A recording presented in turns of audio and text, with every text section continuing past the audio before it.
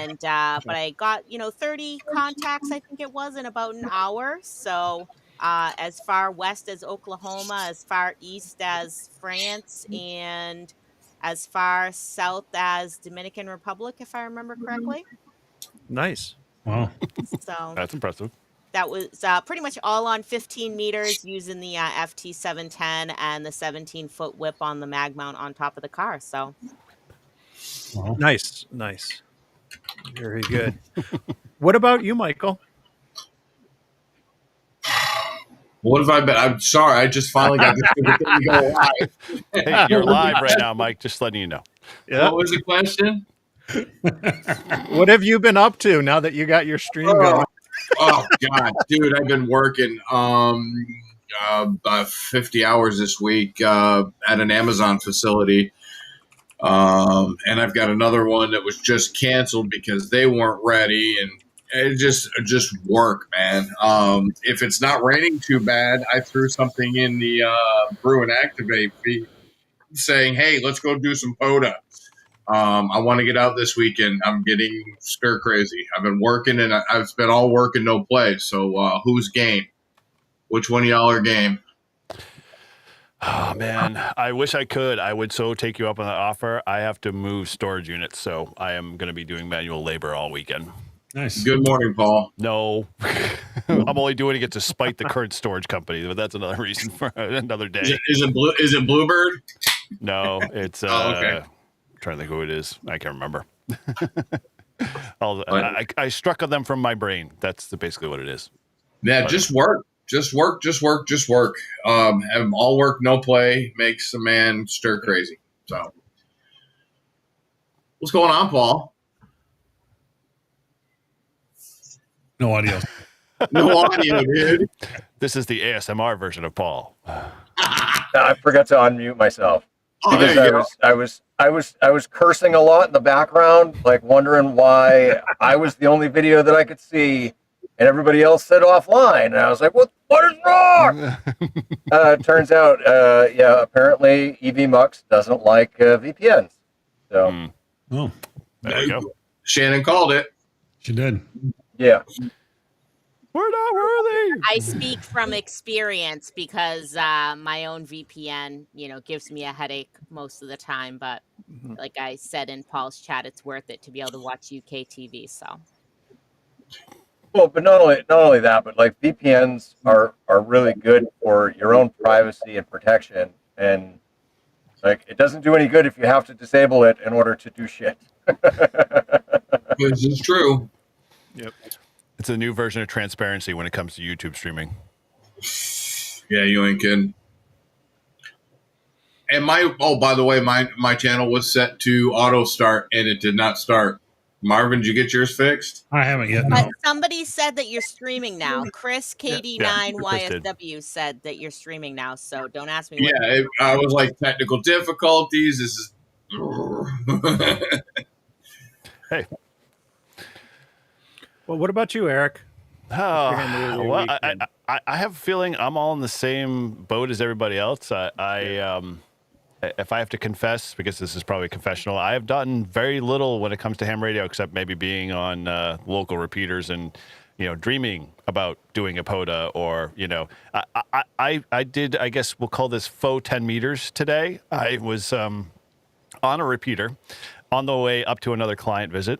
And I had our president and good friend Ralph on at his shack on 10 meters, yelling out on the repeater what frequency he was on, because there was a bunch of other guys that wanted to see if they could hear the same stations. But I can't transmit while driving because it actually causes some electrical interference in my truck, and I wouldn't want to veer off the road and crash. So I was just kind of spinning my dial on a untuned ATAS, trying to see if I could pick up the station at 85 miles an hour. So I guess that's a little ham radio. I don't know, if it qualifies as a really good ham radio, but at least it was ham radio. Living on the edge. I did pretty much, yeah.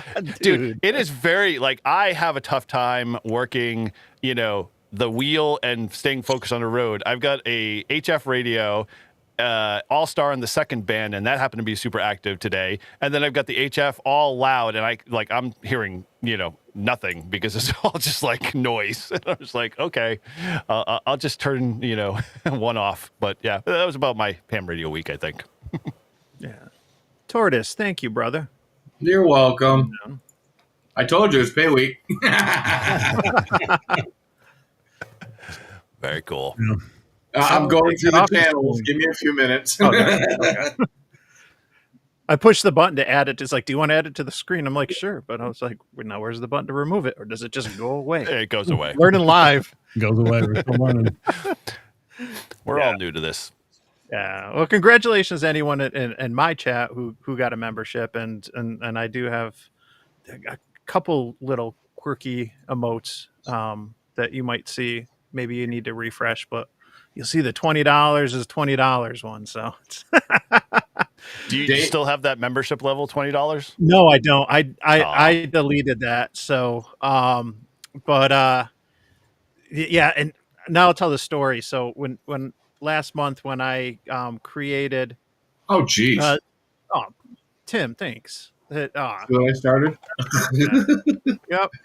No, thank you, Tim. And Tim's great. Let's and keep that train rolling. Yeah, and I'll just give Tim's got N1NUG got fabulous antennas. I got the 40 and 80 meter off center fed dipoles.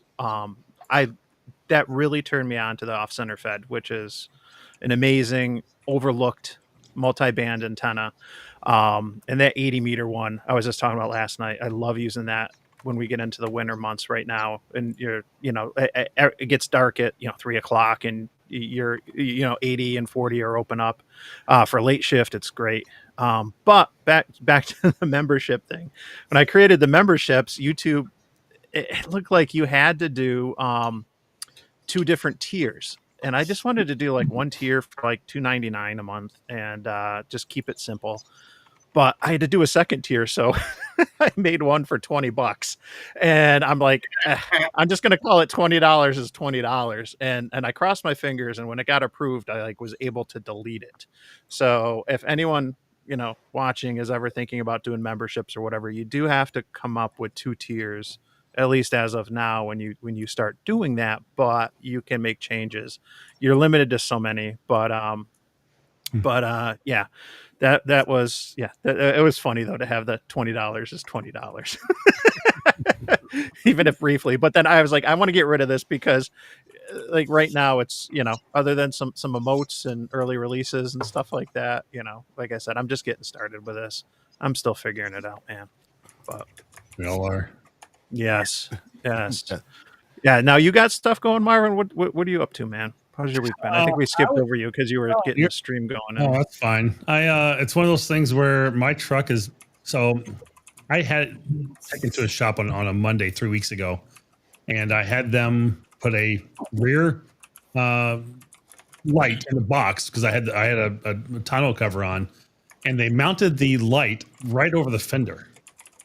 I mean, just right above the fender. I kid you not, right above the fender is where they mounted it. And so I mean, brand new truck, and I'm going. I just got it when they brought it back to me that afternoon because they pretty much had it all day, whatever. I just screamed, and I was just like, "You got to be kidding me!" So the next morning, I took it to them, and I have not seen the truck back since in 3 weeks. So I've got this all my brand new truck. I got my 2025 I got this year, and I've literally not had it for now almost a month.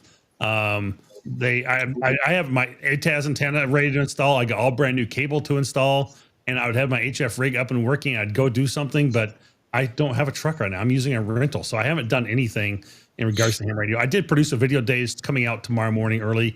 I smoked 4 turkeys the other day for my wife's work, and I did a little. Of course, I got a little bit of barbecue I do on my channel, so I do have a little bit of that coming out. I've got another video coming out. That smoked turkey, let me tell you, boys and girls, that was awesome. So it was good. Everybody at her work just complimented me on it. It was so good and juicy. It was just. Is this the first time you did it? Oh no, I've done it several times. Okay. Yeah, I've done it before. I've used applewood when I've done. I just used an ultimate blend. I didn't really use anything. Your apple blend's always a great blend to use for sure. But I just used an ultimate blend from RecTech. and that's what I used on this one. It wasn't bad. It had a good smoke ring to it and everything to it. It's very cool. The video's coming out tomorrow morning. I released it to patrons earlier today, but the other thing, I've got a video coming out on my it's almost done, is the one on my antenna tower from this summer, and my POTA activation in August I did. So that one just haven't had time to deal with. But other than that, a lot of little house things I've been working on, and it's all good. So yeah, I'm getting ready to travel back to Wisconsin for a little while. So yeah, one of the things, and you got me on the smoked turkey thing, because we did that during I did it a couple years during the pandemic, and I mean it was phenomenal. And the best thing, I swear, about the smoked turkey is making the turkey soup with the leftover, like you use the whole bird, and because you get that smoke flavor into the soup. Yep. And it's just, it's so good. I gotta ask. There's So two things about this real quick before you ask. There's one, it's just a turkey breast. We don't do the whole turkey. I just do turkey. okay. And then the other part is that I just did another one. We got a men's group tomorrow morning for Bible study. So I've got another one. I just literally came off the smoker about 6:30. So I probably would have joined in a few minutes earlier, but I was getting off the smoker and getting things shut down. So yeah, go ahead with your question, Eric. I was gonna say, are you doing full turkey, or it sounds like you said you were just doing a breast? I'm just doing breast, yeah. Are you, and Mike, if you do full turkey, you spatchcocking it or no? I did once, but no.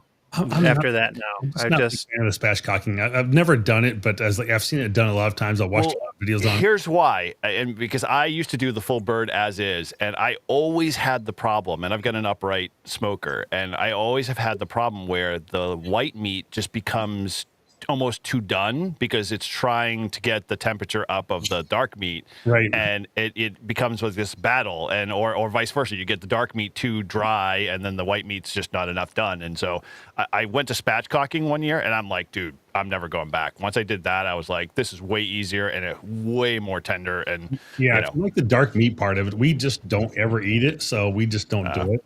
But if you like dark meat, spatchcocking probably is a better way to go because you get more even heating across the board because your breasts are kind of in the middle and your legs and thighs are out on the side and get to where sometimes more of the heat is. Mm-hmm. So, yeah, absolutely. Yeah. So. Anybody, you guys smoke any of your macaroni and cheese at all? Yes. Oh, my God, that would be good. And okay, here's one last question. Go about smoking your green bean casserole. I have not. I've heard it's good though. I've heard it's good. I've not tried it. I'm tempting to do it next Thursday, maybe. So I'm debating whether I will or not. If my wife will let me, that's probably more the question.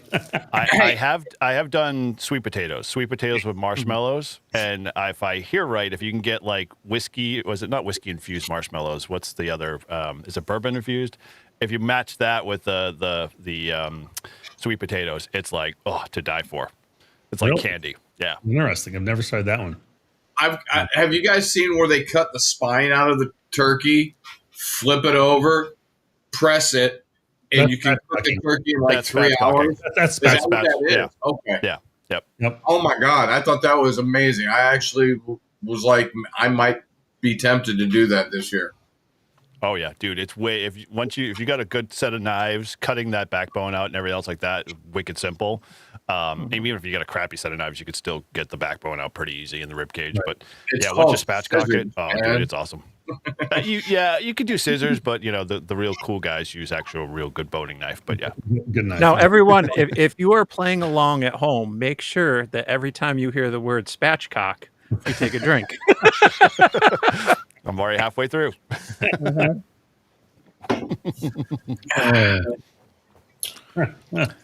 Listen, that's my we already went off the rails. We're talking about food. Yeah. Overall, the final thing is that hopefully the truck will be back on Monday. So they said they put the holes in the bed. I'm making them fix it, and it's costing them a whole lot more to get this whole repair fixed because of their one little flub up than it would have been just to have the whole darn thing done. So installed. Crazy. So it's probably cost them 3 times as much as the original cost. So yeah.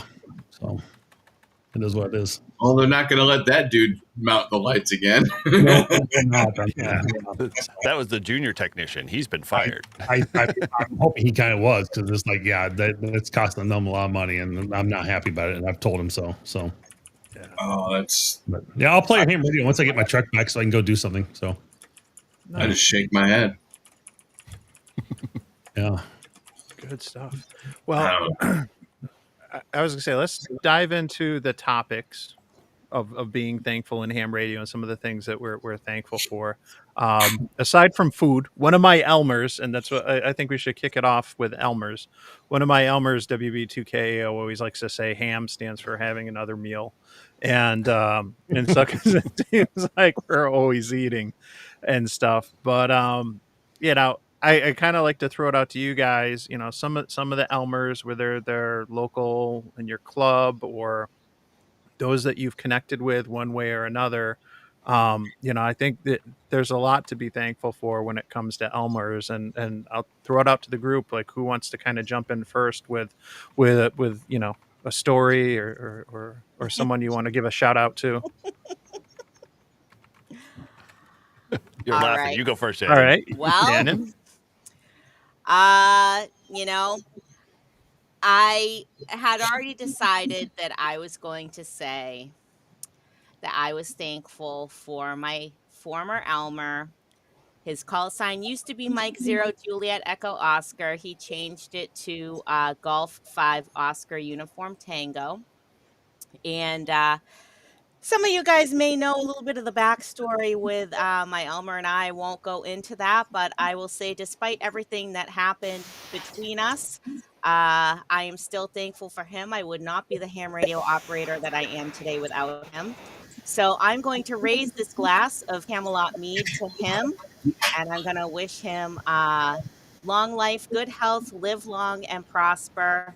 And I wish him all the happiness in the world. So to Golf 5 Oscar Uniform Tango, this one is for you. Thank you for everything that Cheers. you ever did Huzzah! for me.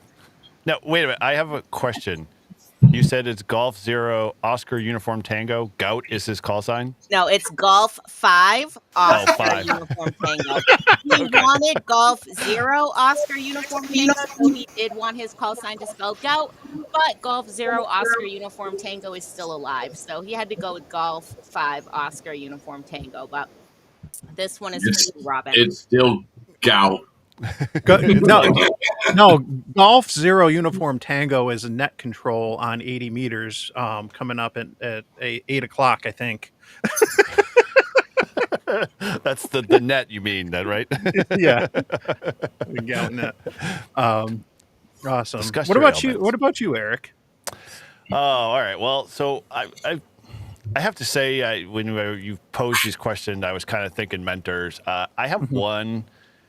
He's obviously Silent Key 2 as well. If I'm trying to remember his call sign, is Whiskey Alpha 1 Quebec Yankee Mexico, I think it was QYM. A big, tall guy, taller than me, so almost 7 foot. Great guy. I knew him in from Boy Scouts and stuff like that, where we'd go on Boy Scout trips and stuff like that. And he'd always have his ham radio with him, so he kind of got me into the hobby at that point. And a bunch of other younger guys as well. And yeah, once I was in it, like, I joined the clubs, and he was always there to provide encouragement, get me going. And he was like, for me, like, I didn't know until I got to like my 20s that he was like really truly a great Elmer. And he was always encouraging me, doing stuff, and just moving me forward in the hobby. And so when I stepped away for 20 years to raise a family and stuff like that, and I got back in, I didn't stay in touch with him, and so he ended up passing, and I never got a chance to really kind of go back to say to hey, thanks for doing all you did. But I know he knew he definitely did some amazing things in my life. So yeah, he was one of the cool guys that I remember very much loved ham radio and did a lot of stuff, and just showed me a lot too. Nice. Marvin. I had a lot of Elmers, but I had it was when I moved to Tennessee in 2017. We just, the group of guys there was pretty close knit type group of guys that really made a difference in me getting my licenses upgraded, getting a tower up for the first time, and learning some of that stuff amongst other things.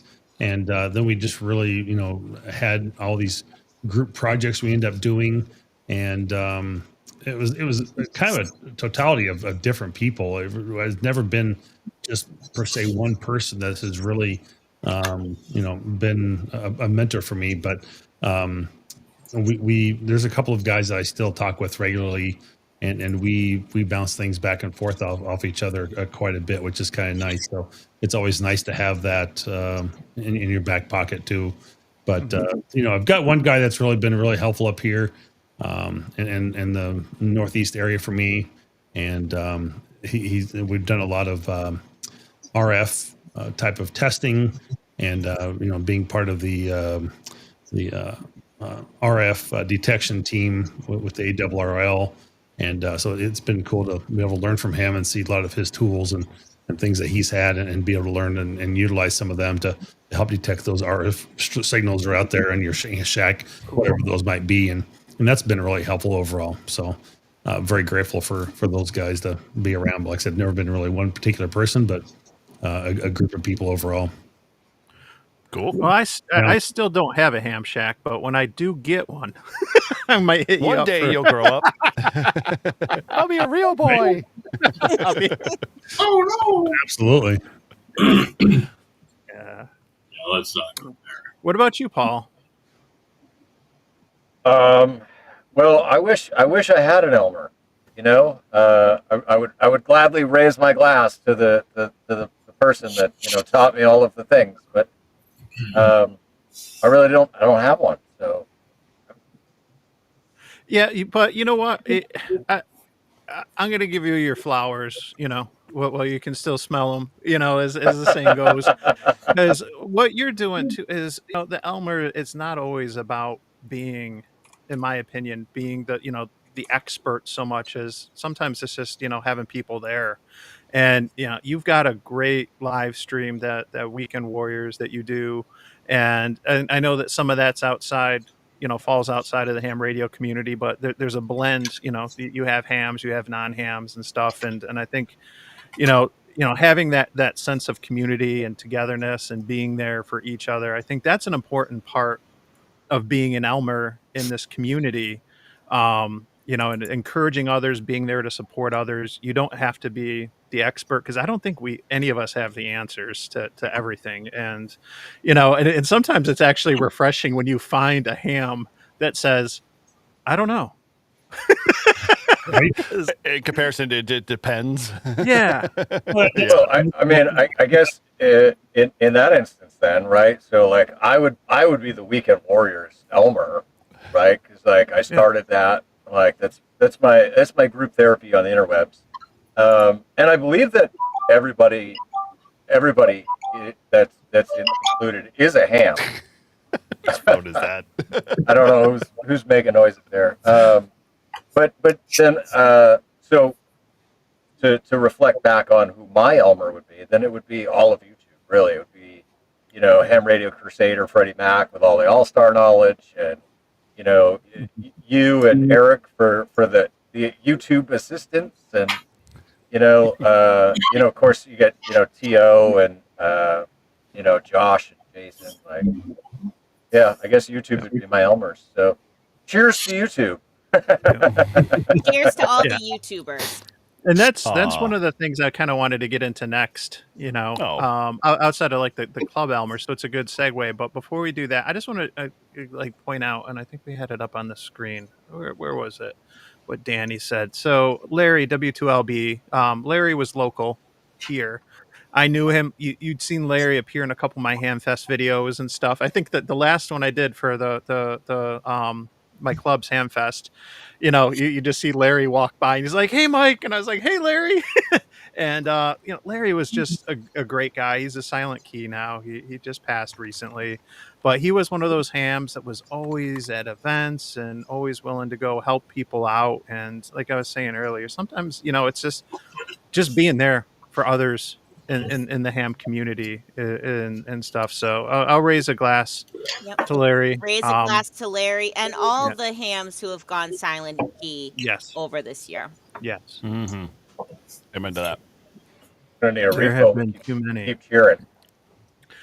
But Grouch kind of set us up for the YouTube being an Elmer, and I've definitely felt that way being is, I like to say the pandemic ham, getting licensed during COVID and stuff, where a lot of things were online. You weren't interacting with people. I had a license for months before I got to see other amateur radio gear in person and meet other hams in person. YouTube's definitely been influential. And I know Grouch was just talking about some of the folks there, but what about you, Marvin? Who's been influential to you when it comes to the ham tube? It's come from a couple different layers. One is, I've always watched a lot of Mike KMRD. I mean, just the guy with a basic level of knowledge that he puts out there for people, and he doesn't know it all, and he's always been very key for getting those early starters, and going. I think he's great for that. And then, just grateful for actually A4WX Ham Shack TV. That's a weekly episode. I'm with him now, and utilizing him, and that's always been pretty handy to have him there, and using a little bit of his knowledge from, he's a video broadcaster, an audio broadcaster by trade now, and so having a little bit of help from him, and actually Eric's been very helpful in some of my stuff too. So, thank you, Marvin. You've been helpful in a lot of these things, and I just I think Hillbilly Ham put it best last night, and he kind of stole it from me, but because we talked about it just prior to the show, but is the camaraderie that I'm living up here in the Northeast. I really didn't have a lot of people I knew, and I mean the average age of our ham clubs, we know what they are. And I don't have to mention that. So there's not a lot of younger guys in the Massachusetts area here that I know that's, nearby that, I can really associate with. So having the camaraderie on this channel and then being with, Josh on Thursday nights is just been awesome to be a part of that. And I am very grateful for that across the board. And again, I think like you said earlier, we've been doing this about a year and a half, and it's just, my wife knows this is kind of my social time. It's the people I get to hang out with. And you guys become friends, and that means a lot, and I really appreciate that. And it's always kind of a nice morale booster along the times sometimes as well. 100%. Eric, you look like you're about to jump right in with something. So I'm just coming off of my high from Brew and Activate, so I'm just trying to kind of mellow out here, and I haven't cracked Elijah Craig yet, so that's coming soon. I would have to say, all right, back to where I was. It's kind of funny because like when I started this whole YouTube thing, I was doing it more out of the whole kind of, as I was thinking about your question, Mike, I was like, why did I get into YouTube? And it was primarily because I was already active in my club doing some great fun stuff and doing POTA and all the things I loved. And it was just kind of getting traction that I was like, I was constantly getting all the questions from people like, oh, how do you do this? And how do you do this? And it's like, I kind of was like, I got to turn somewhere to put this information that I have out there to get it, into people's hands. And so I was like, I'm just going to start a YouTube channel. And I'm like, I kind of was just like, I know I'm not going to be the rich guy. I'm not going to be, the guy that hits viral status very quickly. And so I was like, you know what? I'm just going to put this stuff out there. And I started putting content out. And I can't tell you how many times, like, I have seen a lot of people, I don't know, Ted's in the chat, other people that have just been in my life, both from the club, but like just in general, the YouTube world, have just reached out and like we've become really good friends. And, they've, relied on me for assistance and help. And, it's humbling and rewarding at the same time to see all that stuff. And it makes it even harder, I guess, now because it's like I want to keep doing the content and keep it going. But God, my life, if I could figure out how to get rid of my job and still make money, then heck, you'd get me 24/7 full-time YouTuber. But it's just not in the cards right now. And so I feel bad because I can't put all the stuff that I've had people and listeners go, hey, can you do this? And, I'm like, yeah, sure. And I'll put it all together. I start the process and it's like, then life gets in the way. And so from a mentoring standpoint of all you guys, this is my I guess my social circle for you guys. It's really cool to know that about a year and a half ago, there was very little for Northeast ham radio kind of content in general. And I was like, we're missing this. This is, I long for what the guys in the, California and Texas all had, because they were all hanging out and they were all like having fun and they were doing social hours and cigar and happy hours. And I was like, I want to go do that. And so I think I reached out to Mike and talked to Grouch, and, we were all kind of doing stuff, in our own little silos. And then we're like, yeah, sure, dude, let's do this. And, we just didn't really have a format. And, we just all knew we shared the same common thing, which was ham radio. And it was, a fun thing to talk about. And we know there were other channels that weren't talking about ham radio, but they were ham radio centric a lot.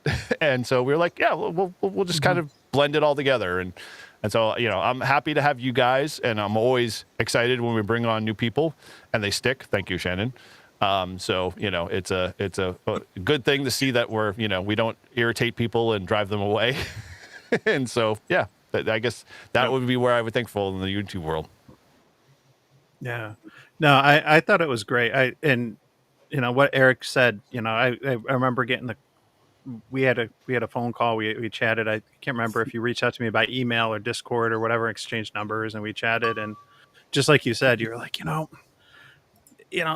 there's a decent amount of us up here, but and there's some new content creators in the Northeast, but we're just kind of doing our own thing, and we're not getting a lot of exposure. Let's like work together, and I appreciated that outreach so much, and was excited about kind of what was going. I'd only had my channel. I was probably within the first year or so, and and stuff. But no, I appreciate that a lot. And since I'm blathering now, I gotta mention this story. So I think I saw in my chat that Kyle AA0Z got a gifted membership.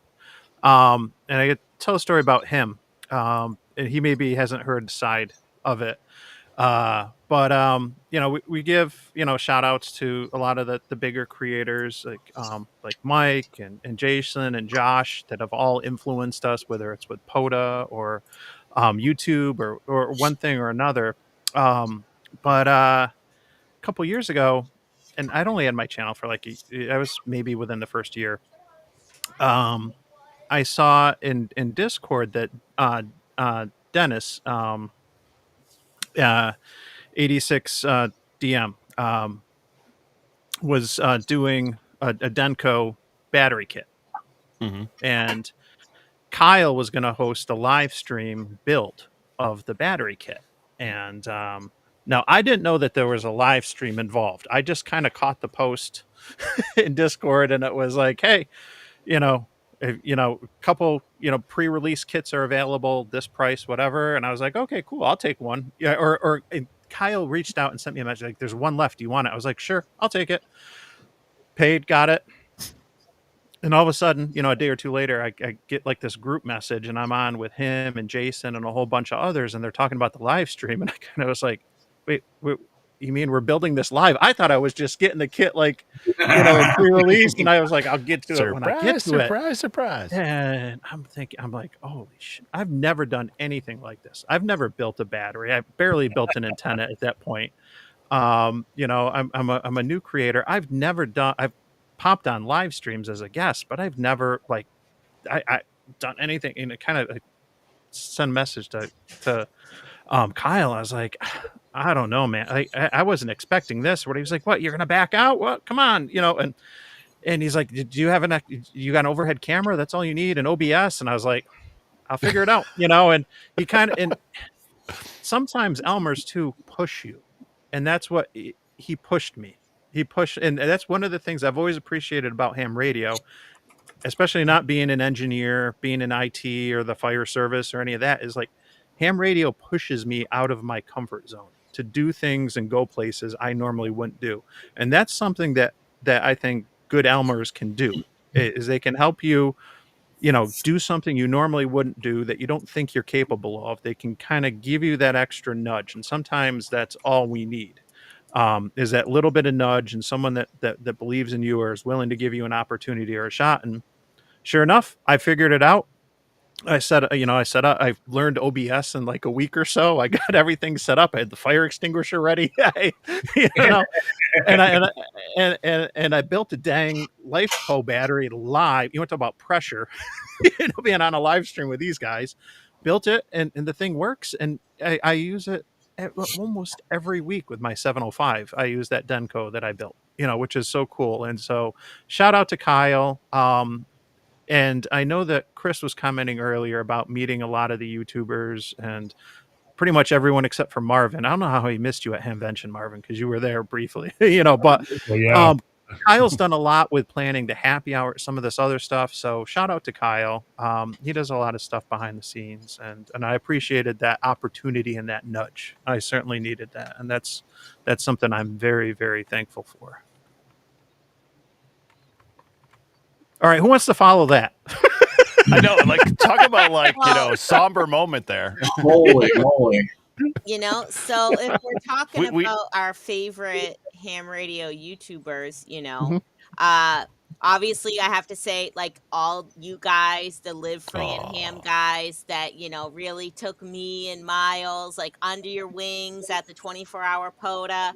I know I had been on the show previously and nobody remembered me. And I there were remembered. who's I this booked brand you. new girl, Shannon, showing up at our 24-hour POTA. But you guys have made me feel completely welcome. And, that kind of leads into, like, all the community and the camaraderie of ham radio that I think a lot of ham radio people, they don't really understand that it's more than just a hobby, right? Because it's a hobby of community and communication and connection. So, it's like you really meet people in the hobby and they become your hamily. People laugh at me that I made up this hamily word, but that's really how I feel. So not just the Live Free and Ham community, but also I would be remiss if I didn't mention the ham radio crash course community, which is sort of the first ham radio community that I had encountered on YouTube and then on Discord. So, those are kind of like my two big families and communities. So everyone from those two places, I raise my glass to you, the community and the camaraderie of ham radio.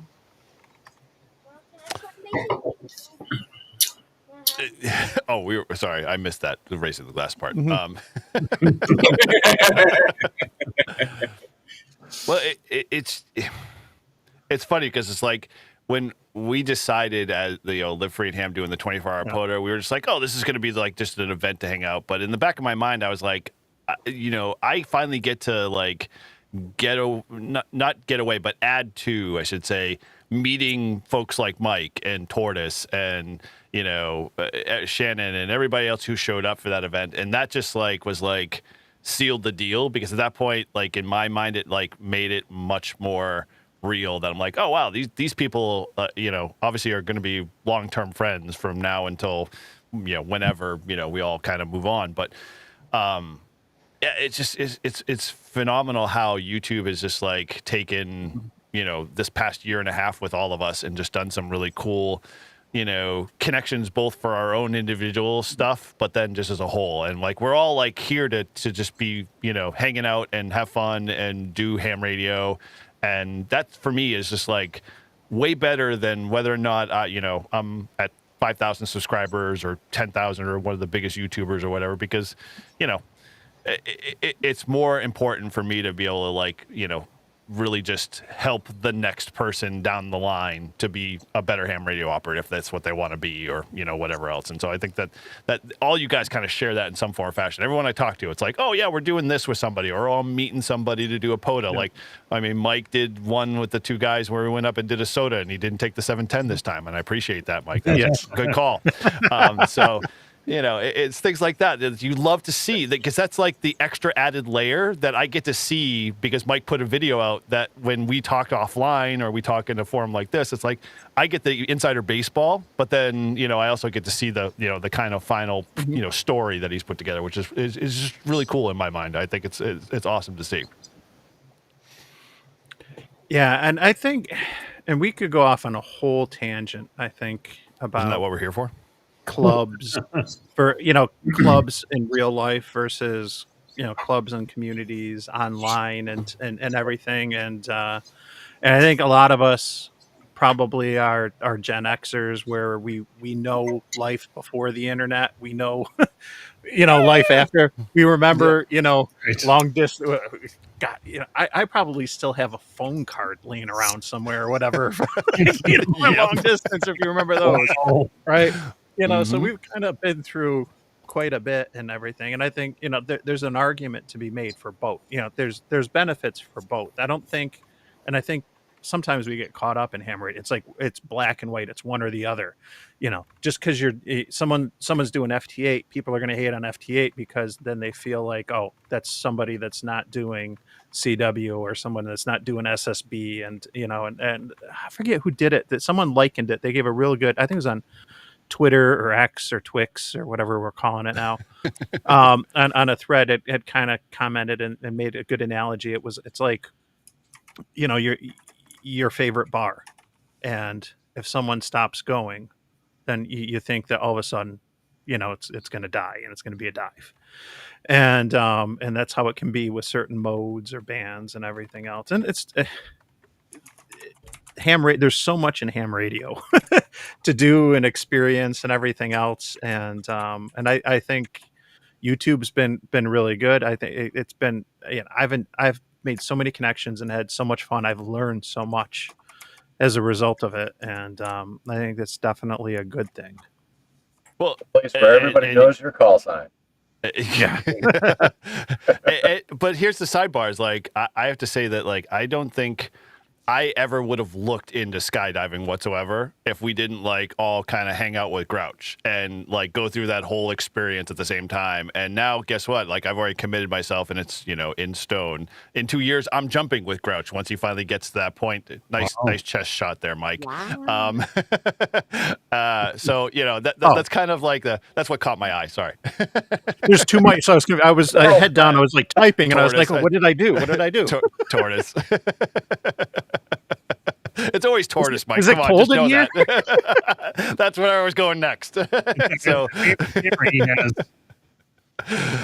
yeah, I mean, it's like those whole experiences have just been like that much cooler. But at the same time, I don't know about you guys. Have you ever experienced like that that second layer, what I'll call the second layer effect? Like because you're so involved in like other YouTubers and ham radios, people's lives, that when you're doing other things, the other people come with you. Like I've had family and friends have an interest or express more of an interest. Like what's really going on over there? Like not in a cult way, but like, that's a really cool kind of like, I didn't know your buddy does a skydiving thing. Does he do it with radio kind of thing? And, it's really just cool to have those other avenues and other facets kind of open up and just, make the whole experience that much cooler. Well, that's how my son got interested. He saw me. It's like the commercials. We grew up with his kids. I learned it from watching you, Dad. Flashback to that. That's funny. Well, I got my and today. I'll throw it out there. Today's my anniversary. 5 years ago, I passed my tech. 5 years ago today. You're extra. You're technician or extra? Technician. Oh. 5 years ago today, I passed it. Sunday will be the 5-year anniversary for me getting my call. So I do plan to go out Sunday and activate. We got a lot going on tomorrow, but I'll go out and celebrate and do an activation then. But I got my tech and I'm checking into nets and stuff, and I just had my little Yaesu HT and stuff. But my son, who was 11 at the time, was kind of like, oh, what's this? What's it? And he's watching, and stuff. And then he's like, I want to do it. I want to get, and he didn't come to me. He went to my wife. My wife comes to me. She's like, Ben's interested. He kind of wants to do this. I'm like, well, there's classes that my club is going to do starting in January. And this was like, November. This was like in December. But I'm thinking, I don't know. Is he too young for this? Like, and at that point at 11, I think he had played half a dozen instruments and 18 different sports. He kind of he'll try everything. And I'm thinking, I don't know, is he gonna stick with this? But sure enough, it's like, all right, sign him up. He got his ticket and stuff, but it was just because he was exposed. He was watching it. You know, I wish I had. I honestly wish I had that effect on others. You know, friends and family. I have not. I bought my sister and her husband Balfangs for Christmas last year. They still do not have their ticket, but I will be down in Texas in December, and I'm going to see what I can do about that. So, but Go to Texas in April. I know, right? Just, man. I wish I could. Yeah, I'm kind of limited in because of work travel between January and April, but so I won't be able to get down there then. But I am actually I'm looking forward to being down there for Christmas this year. So that'll be fun, and hopefully I get to connect with some of the other guys. And I see Renee in Discord. I'll reach out to some of the folks that are in North Texas and let them know when I'll be down there and when we have a better sense of the planning.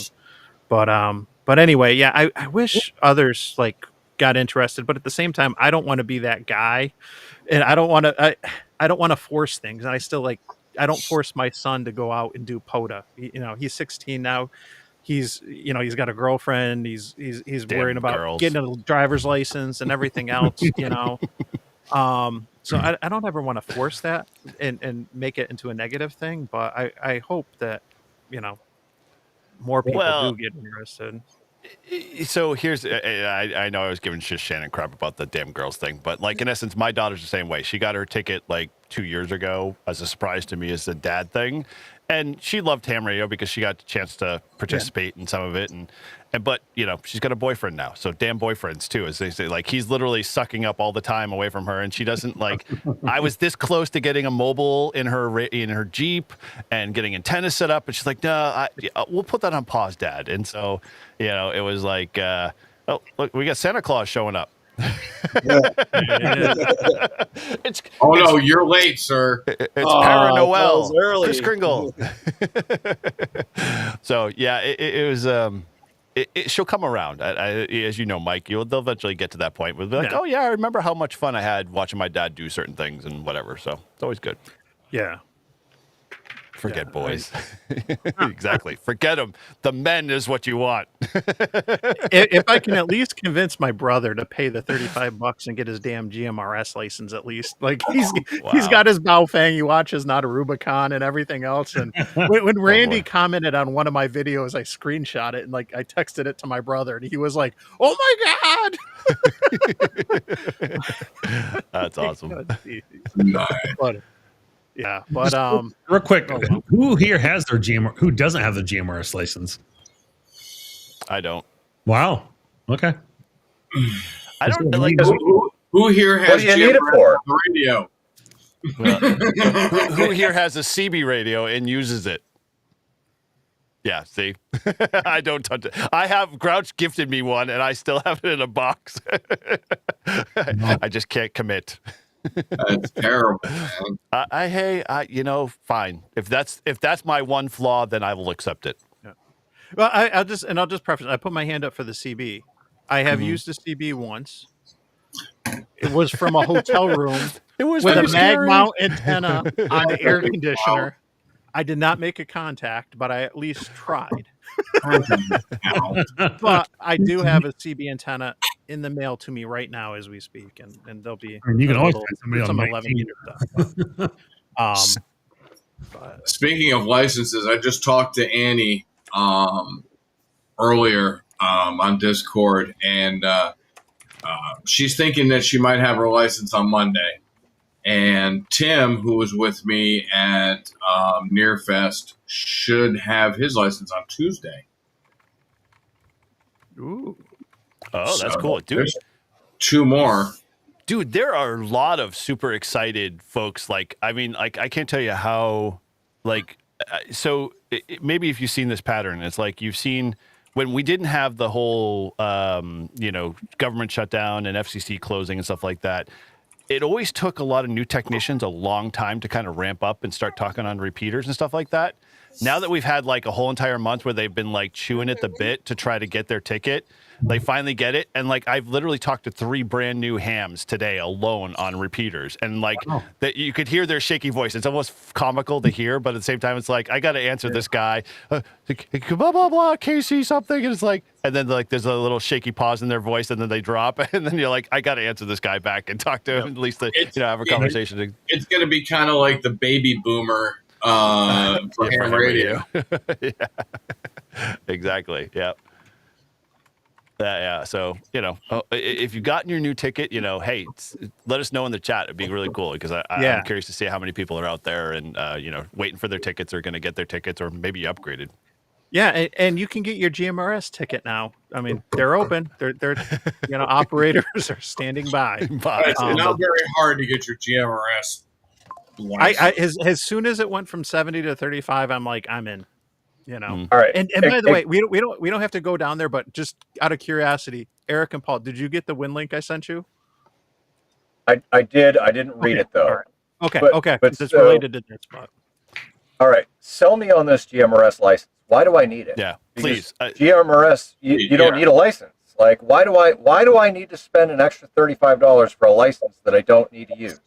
Because it gives you the opportunity to be able to have other family members that don't have a ham radio license to be able to communicate with them if you want in times of emergency, whatever that might be. And then it's just another mode, another operation, another thing in your tool belt that gives you an opportunity to talk on another frequency above and beyond. Mike, do you have anything else beyond those 2 things? I think for me, family's the biggest thing. But isn't GMRS just like FRS where you can just buy the blister pack radio and it's channelized and like it's channelized, but there's more power and repeaters. So you can go up to 50 watts. So your license gives you the ability to use more power? That's freaking stupid. I hate to tell you, Paul, but that is like how most sounds like an 80-meter ramp. That's how most other countries operate. Is your license class gives you access. Japan is like power, more power. And all right, but we live in the United States of America where freedom is wishy-washy these days. But I mean, I don't need a GMRS license to use my GMRS radio. Like you do, but no, I don't. And also, yes, as somebody said, Prep Ham Paul said the entire family can use one license. So once you have your GMRS license, it gives you access to every member in your family has access to that.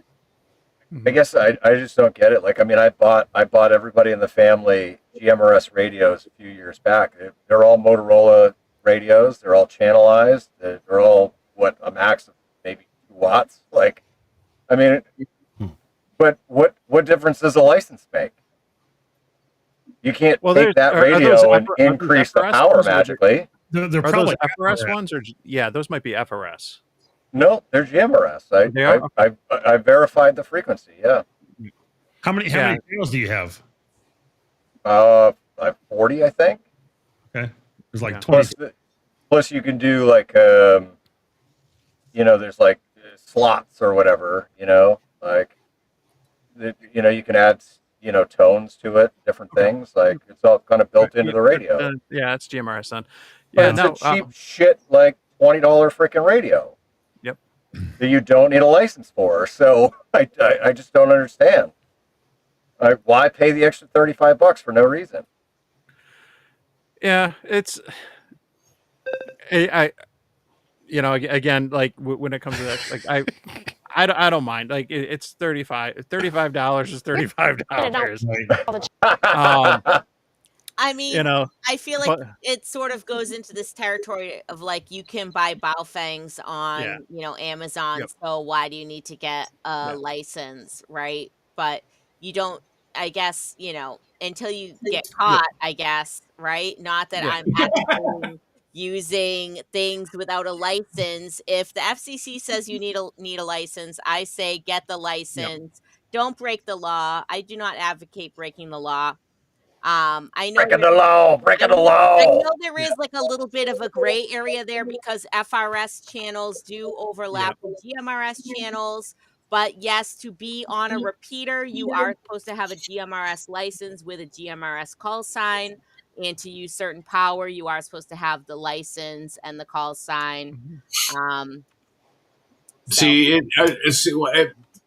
Paul, and the stuff that I do with trail riding and everything, you had CBs, you had GMRS, and there was very, very few hams on the trails. But most people had CBs and most people had GMRS. So, you just make the mod, and I've got both. I can monitor both, so I can be out front or be out back. So that was a major benefit of. Yes, I did not get the license, but I could monitor both ends of it. So that's a benefit for what I do. So yeah, Vern 6 agreed with me. Is you have to have a license for GMRS frequencies. You don't for the FRS, which is those little cheap radios you can buy with 4 or 5 channels, whatever. You have give your kids to play with, but GMRS does require a license. Yeah. So did they stop selling the GMRS channelized radios at Walmart? No. You can still buy them. You can still buy them. So, all right. So all of the morons that go into Walmart, they're going on a camping trip and they buy the GMRS radios. Like what? With their kids running around the campground, they're breaking the law? Yep. You're the reason they got to put instructions on the shampoo bottle, ain't you? Eric, you were just waiting to use that. I have been at the bit. Look at him. Look how ready he is. He's like, well, that's the Elijah Craig, but yeah. Irish tan, my man. Oh, All right. I'm Yeah, sorry, Polish, German. I appreciate the conversation because I didn't understand.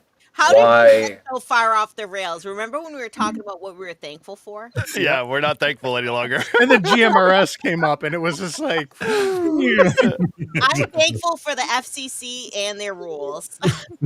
All right, let's just put this is to rest.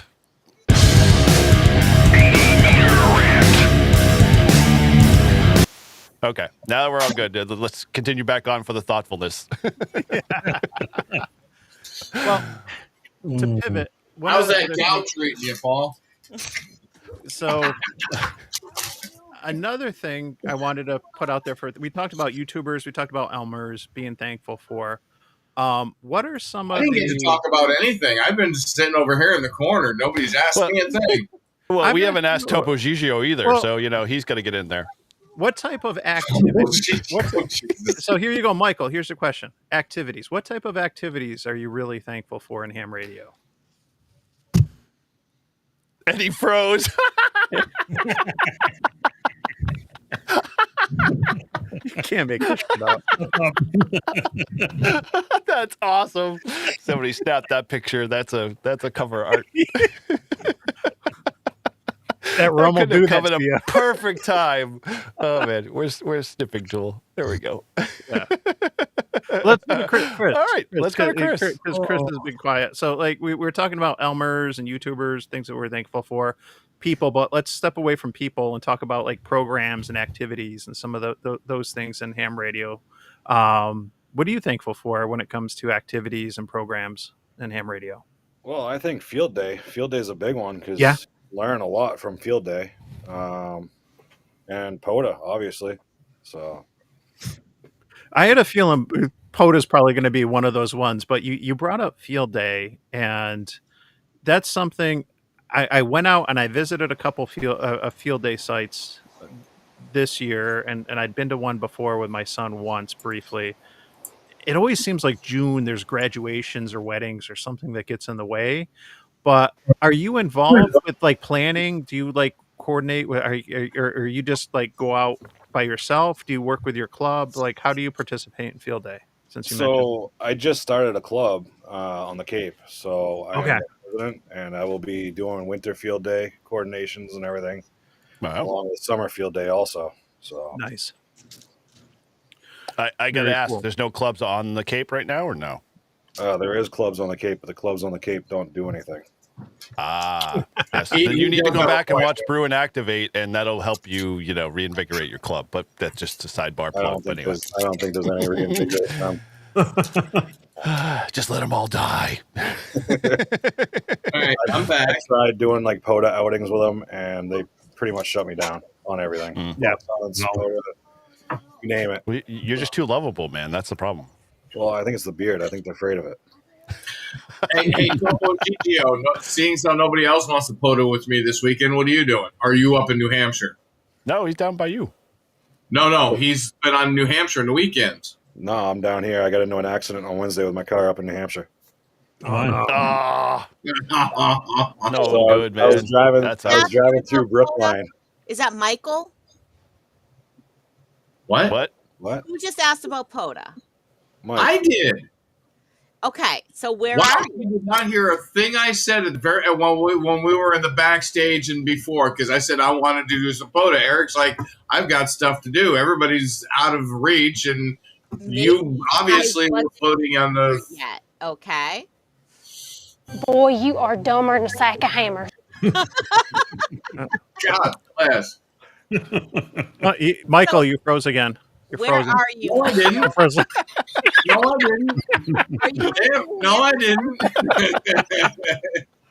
Poor Chris. He's been cut off. Ugh. Put a pin in Michael's POTA comment. Hats off to Chris though for recognizing like the clubs aren't meeting my needs and the needs of some others. I'm going to start my own thing, and then you're taking the bulls by the horn or whatever the cliche is, and getting something started and actually doing something. Grabbing the cock by the balls. Yeah.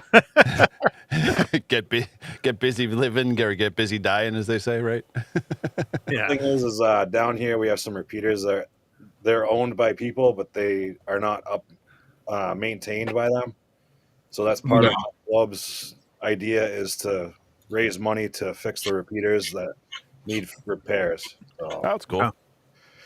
That is a touchy subject. I don't understand why, but yeah. Especially in New England. It's like Frozen Chosen's kind of like, ham radio spin. It's like every repeater's like, don't touch the repeater. Don't even look at it, but keep using it. It's dying. Let it go, but don't touch it. Well, it's the local club here, and I'll throw it out there. The Sturdy Memorial Hospital, W1SMH. Mm-hmm. I've been approached 3 or 4 times to, hey, can you come up and PM the repeater for us? We'll pay you. I said, dude, I don't want to be paid for PMing a ham repeater. And still, nobody has gotten a hold of me to go up and PM this repeater. The clocks are off. It's literally falling apart. It's got crappy receive. So I'm like, yeah, we need to get in there. And I've offered it, and they said, oh yeah, we'll get you up there. And it's been a couple months now. Like you said, Eric, it's New England. They just don't. They put it up and kind of forget about it. Well, you've checked the box is basically what it boils down to. Move on. Yeah. Moving on. I have a clarification. Did you say P on the repeater or did you say PM the repeater? PM the repeater. Okay. I thought I heard PM, but then I heard P and I was like, was this a new thing with you radio guys that you do? Wow. Sorry. I just got a clarification, man. I opened my mouth saying, hey, nobody's asked me any questions, and I just get dumped on. That's fun, dude. But we love you. We appreciate you, man. It's good. All good. Mm-hmm. This is the circle of trust. To say about you, Eric, but I'm done. I know you vent at me when you call me every day. So I do not call you every day. Okay, every other day. Sorry. My wife is getting jealous, but we won't talk about it on the air. I call Paul more than I call you. Oh, all right. Okay. Fine. And I think we were talking about POTA or something. What? Michael was saying something he wanted to POTA. Yes. And I was asking where he was. Are you in New Hampshire, Michael? No, I'm in New England. Or yeah, I'm in New England. I'm in New England. Okay. New I am Hampshire in is part of Southern New Mass. England. I'm in Southern Mass. Southern Mass. Okay. Mhm. So where are you thinking about? That means I have to, like, if I was to meet up with you, I'd have to go to Boston. Like, ugh. No, You're in Boston. No, I'm south.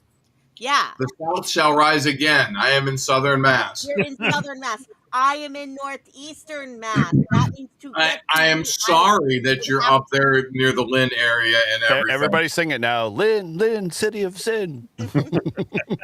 Yes. I'm Mike, so glad I'm in New York. You're asking for somebody to POTA with. I'm trying to give you somebody to POTA with myself. But help me help you, Michael, is really what you're saying. Shannon is a fantastic photo partner. Thank you, Paul. I am not going to Lynn. Well, Yeah. Well, it's my photo wife. Blame. Oh no! Here we go. This is the problem they have. They can't. They're two left-handed hammers, basically. Why is it not working? It never worked. There we go. Oh my God! That thing had 9 lives. She just spent them all. My partner, Paul. That's funny. You guys are making it too easy for me tonight. I'm sorry. So that's why I asked Chris, because I didn't know if he was going to be in New Hampshire this week, because he's a lot closer than you are, Shannon. So where do you want to go? Closer. That is what I'm trying to figure out. He's on the Cape. He's on the Cape. And he's just south of me. So where do you want to go? You can go anywhere, just not Rehoboth State Forest. Or New Hampshire. Closer to you than, how is someone in New Hampshire closer to you? That is what I'm trying to figure out. He's not in New Hampshire. Oh my God. I live on the Cape, but I go to New Hampshire every weekend to see my grandmother. Yeah. Oh, okay. So that's why I was asking him if he was in New Hampshire. Oh my God. Lord, it's a miracle. Right over the heads. Mm-hmm. Mike, just text me. All right. Mission failed. We'll get them next time. Yes. Elijah Craig's empty. I need another bottle. I'll be back. Chris, are you up for POTA this weekend? I am. Okay. All I need to know, I'll give you a call. Yep, call me. I'm working till noon tomorrow. You're working till noon? Yep. Okay. So Shannon, Marvin, come down to the Cape. Sorry. Go ahead. yeah, you get this shit back on track. Marvin, we're talking about programs and activities. You cannot talk about Winter Field Day. I know, right? Anything but. So outside of Winter Field Day and like, what are some of the things that you're thankful for as far as programs and activities? And I will. I'm going to just make a very brief moment about Winter Field Day. Is I am thankful. No. I have to say it because it was handed to me in 2022, and it was a good program then, but I think it's become even a greater program now. I will admit that we have some faults in Winter Field Day still scoring, but Winter Field Day has done more for JS8 call than any other activity. And yes, where points don't matter. No way. To add different challenges and getting people out there to do more during Winter Field Day, and really pushing that MCOM type of stuff. So I'm very grateful to be able to do that. I love being able to push that. And it's being just that's kind of my giving back to the ham radio community and hopefully giving people opportunity and challenges and things to think about.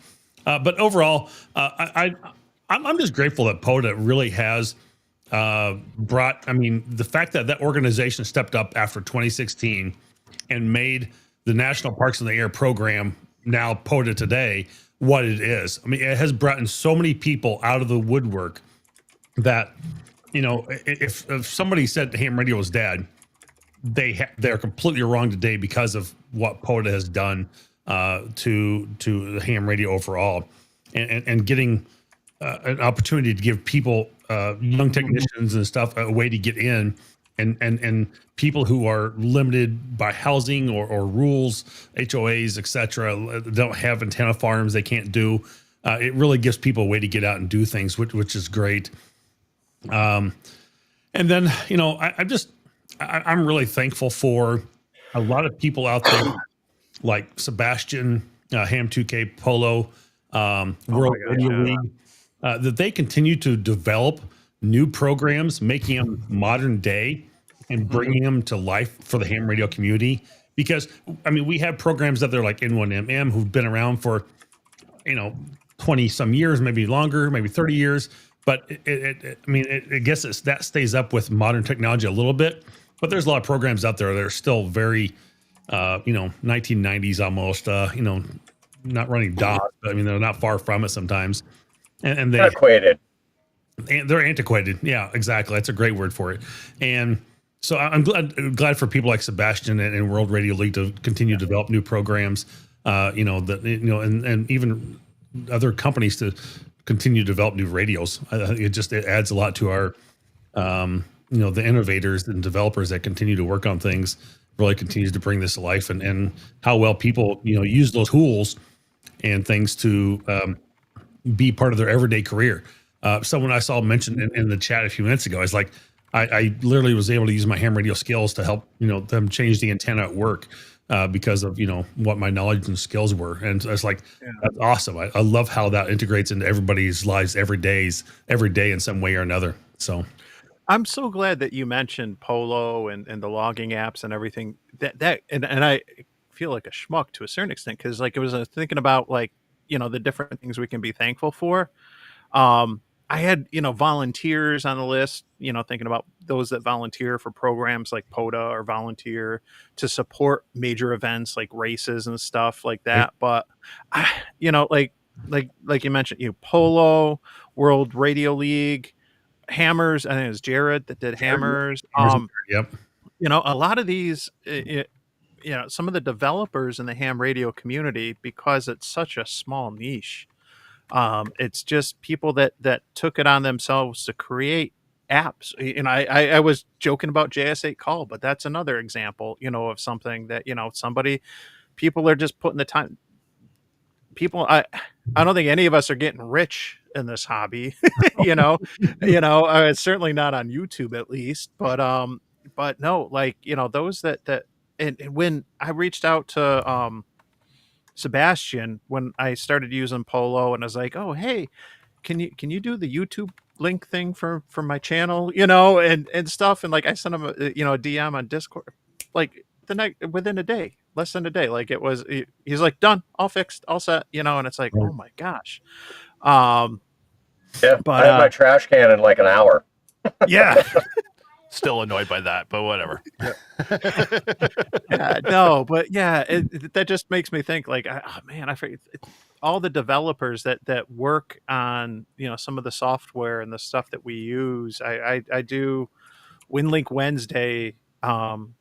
Every Wednesday I try to do APRS Thursday, and the people that try to organize those nets, those activities, the developers that do some of the software and all that stuff, man, shout out to you. Like, well, I mean, and I'm gonna pat myself on the back saying this, but it's not really meant to be a pat on my back, but it goes to the countless hours that we put in for Winter Field Day to be able to put that together. The countless hours Sebastian works on his own to be able to do that. That's all free. I mean, you don't pay for that program, and you're not paying for his time. But there's organizations like myself, Winter Field Day, who require or do have some back end cost. He's got some back end cost, and people reach out to support us, and they support him, and you can become a member of the World Radio League and help support that back end development to continue to make that program grow. These things aren't free, but they give their time freely to be able to do it, and that's huge because I mean we all know we have busy lives, we have kids, we have things going on. And it's trucks in the shop. It all takes time to be able to do that. And you have to carve that time out to do it. And we, as content creators here, we do this on our time. Some of us make money doing it, through YouTube or, through affiliates a little bit. But, it takes time to carve out the podcast every couple of weeks too. And it takes time away from the family and everything else. So it's huge that we are able to be able to do that and provide that to people, but we do appreciate all those supports and patrons that support our channels as well. I think that's huge, and maybe you're going to go down the road with that, Mike, a little earlier, but it was more about the volunteering and giving that we have and that we do, and I kind of content fell in with that a little bit just now. Yep. You've already got Winter Field Day stuff out? Oh man, how did I miss that? So we do. I'll give a quick brief moment on that. We have long sleeve shirts, t-shirts. We have a stocking cap, but for some reason with Printify, the stocking cap and embroidery is not working for whatever reason. And I apologize if someone tries to go and order that. We're still working on the back end to try and figure out what their stupid embroidery rules are or their needs to meet that for the stocking cap. But we have a mug and some other things on there as well. I think Michael's supposed to be getting the flag up on there, but that's we got stickers out there on it. So you can get all kinds of stuff. You can go visit winterfieldday.com, visit store at the very top of the link, and that will take you to our Printify site, and you can purchase.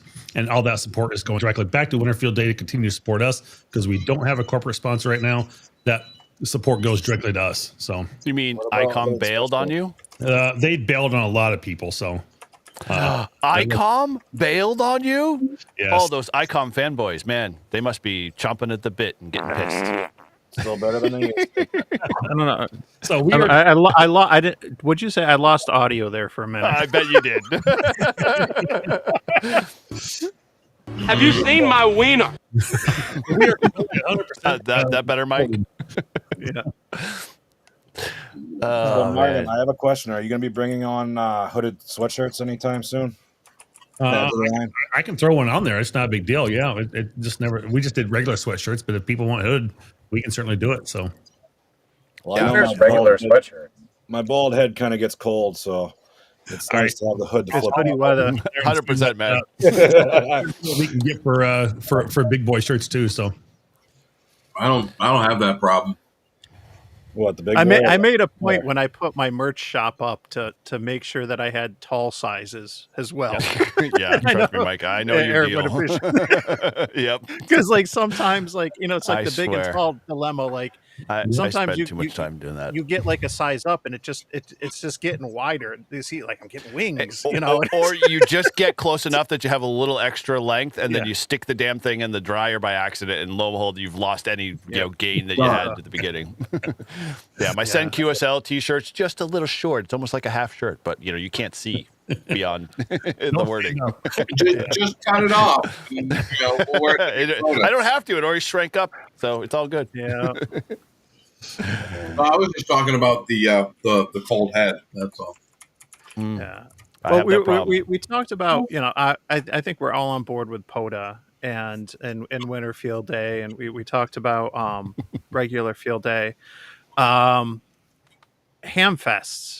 I just want to say, like, the volunteers and some of the people that go on, that put on these events. Like, I have not been involved with organizing the ones for my club, but I know there's a committee and everything else, and I feel like with some of these events like that, there's definitely a lot of volunteers that are involved and working these things and putting them together, and I think that's definitely something to be thankful for. Shannon's smiling though; she's smirking. I don't know if you got something to say or. Oh, I am smiling about something completely unrelated to the conversation. She's talking about the revolution. Apparently, she's getting into history. I mean, Paul and we're about to come to fisticuffs about, Come on, let's do the hard thing again. See if we can do it. Come on, make it happen. I always go the wrong way. Mm-hmm. Yeah, but, stage right. No, it's just a lover's spat, Get a room. Anyway, so no, Hamfest. I'm 100% thankful for Hamfest. Dayton was, simultaneously the best and now the worst week of my life. But I was completely euphoric after coming back from Dayton, Ohio. I was high on ham radio for a week afterwards. So if anyone has a chance to come to Dayton 2026, I highly, highly recommend it. I don't even care about going to the vendors. I don't care about the flea market because I don't know what any of those old boat anchors are. But, my main thing has always been to have, eyeball QSOs, face-to-face interactions with people that, I maybe only talk to over Discord or over video chat or over the radio. So I am 100% thankful for the Hamfest, Hamvention. I can't, after seeing what my club did for like our small ham fest, I can't imagine what goes into the big ones. Hamvention, Hamcation, Huntsville, the planning, the logistics, the volunteers, and all that. Like that just wow. Huntsville is not a big ham fest, for the record. No, I want to clarify that. Huntsville it's probably one of the third largest though. Yeah. Yeah, but size-wise, it's smaller than Nearfest. It is. Yeah. Like I'm telling you, size-wise, it is smaller than Nearfest. And Nearfest is a ham fest that nobody knows about because it's just for us New Englanders. Right. Like, no, Huntsville is all about just hanging out with hams and YouTubers. Like that's all that is. The big ones, as I've learned, is Hamcation and Hamvention. Okay. I got the sense from you and others that I got that Huntsville was more about the hanging out, but I assumed, it's always talked about as kind of like that third or fourth. It's like the RC Cola, right? You got like Coke and Pepsi or whatever, and then there's Huntsville's the Mr. RC Cola. Yeah, exactly. There we go. That's perfect. If I see RC Cola on the menu, I'm getting the RC Cola. Domino's Pizza, RC Cola. So it's what is it? What's the comparison to Moxie? Is it Dr. Pepper? I forgot what it was, but I think so. Yeah, it's that kind of comparison. So,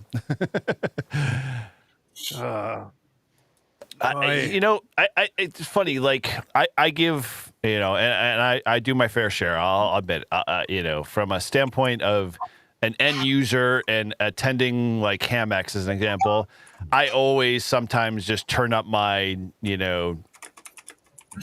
problem knob to 11 and always like point out some of the like, oh, they could do this better or they could do this better. But yeah, Mike, you're 100%. Like there's a lot of tones of conversations and process and coordination and getting people all involved to make it all happen. And, it's definitely like a thankless job a lot of times. I mean, those guys who do that, those people who do that, it is definitely a tough thing to put all of those pieces in motion, make it all happen. Would we always like a ham fest to be better? Like, I know I suffer from, the ham fest size envy when it comes to looking at Hamex as being our section, conference in comparison to the two others like Dayton and Hamcation. They don't they can't hold a flame to that, but they play in that space. So I give a lot of crap, but in essence I have to be thankful because like Live Free and Ham got their opportunity to be at that ham fest and be able to get out there and get into people's space and say hello and and kind of grow from there. So I've been blessed in that sense to say that hey, yeah, that's been a residual kind of like growth point for me. And so yeah, I can't dismiss ham fests in general to say altogether that they all suck, but at the same time, yeah, those guys that do that stuff, they definitely do it out of a labor of love more than they do it because they're making money or they're doing it for other gain in some form or fashion. So yeah, they're definitely they're needed.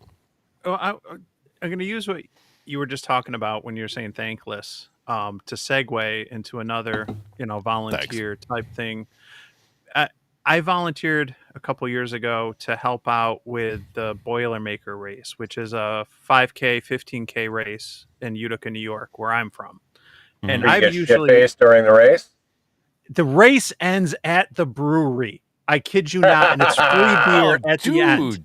There is free beer at the end. You get with your race bibs, you get like a certain amount off a case of Utica Club or Saranac. But a case.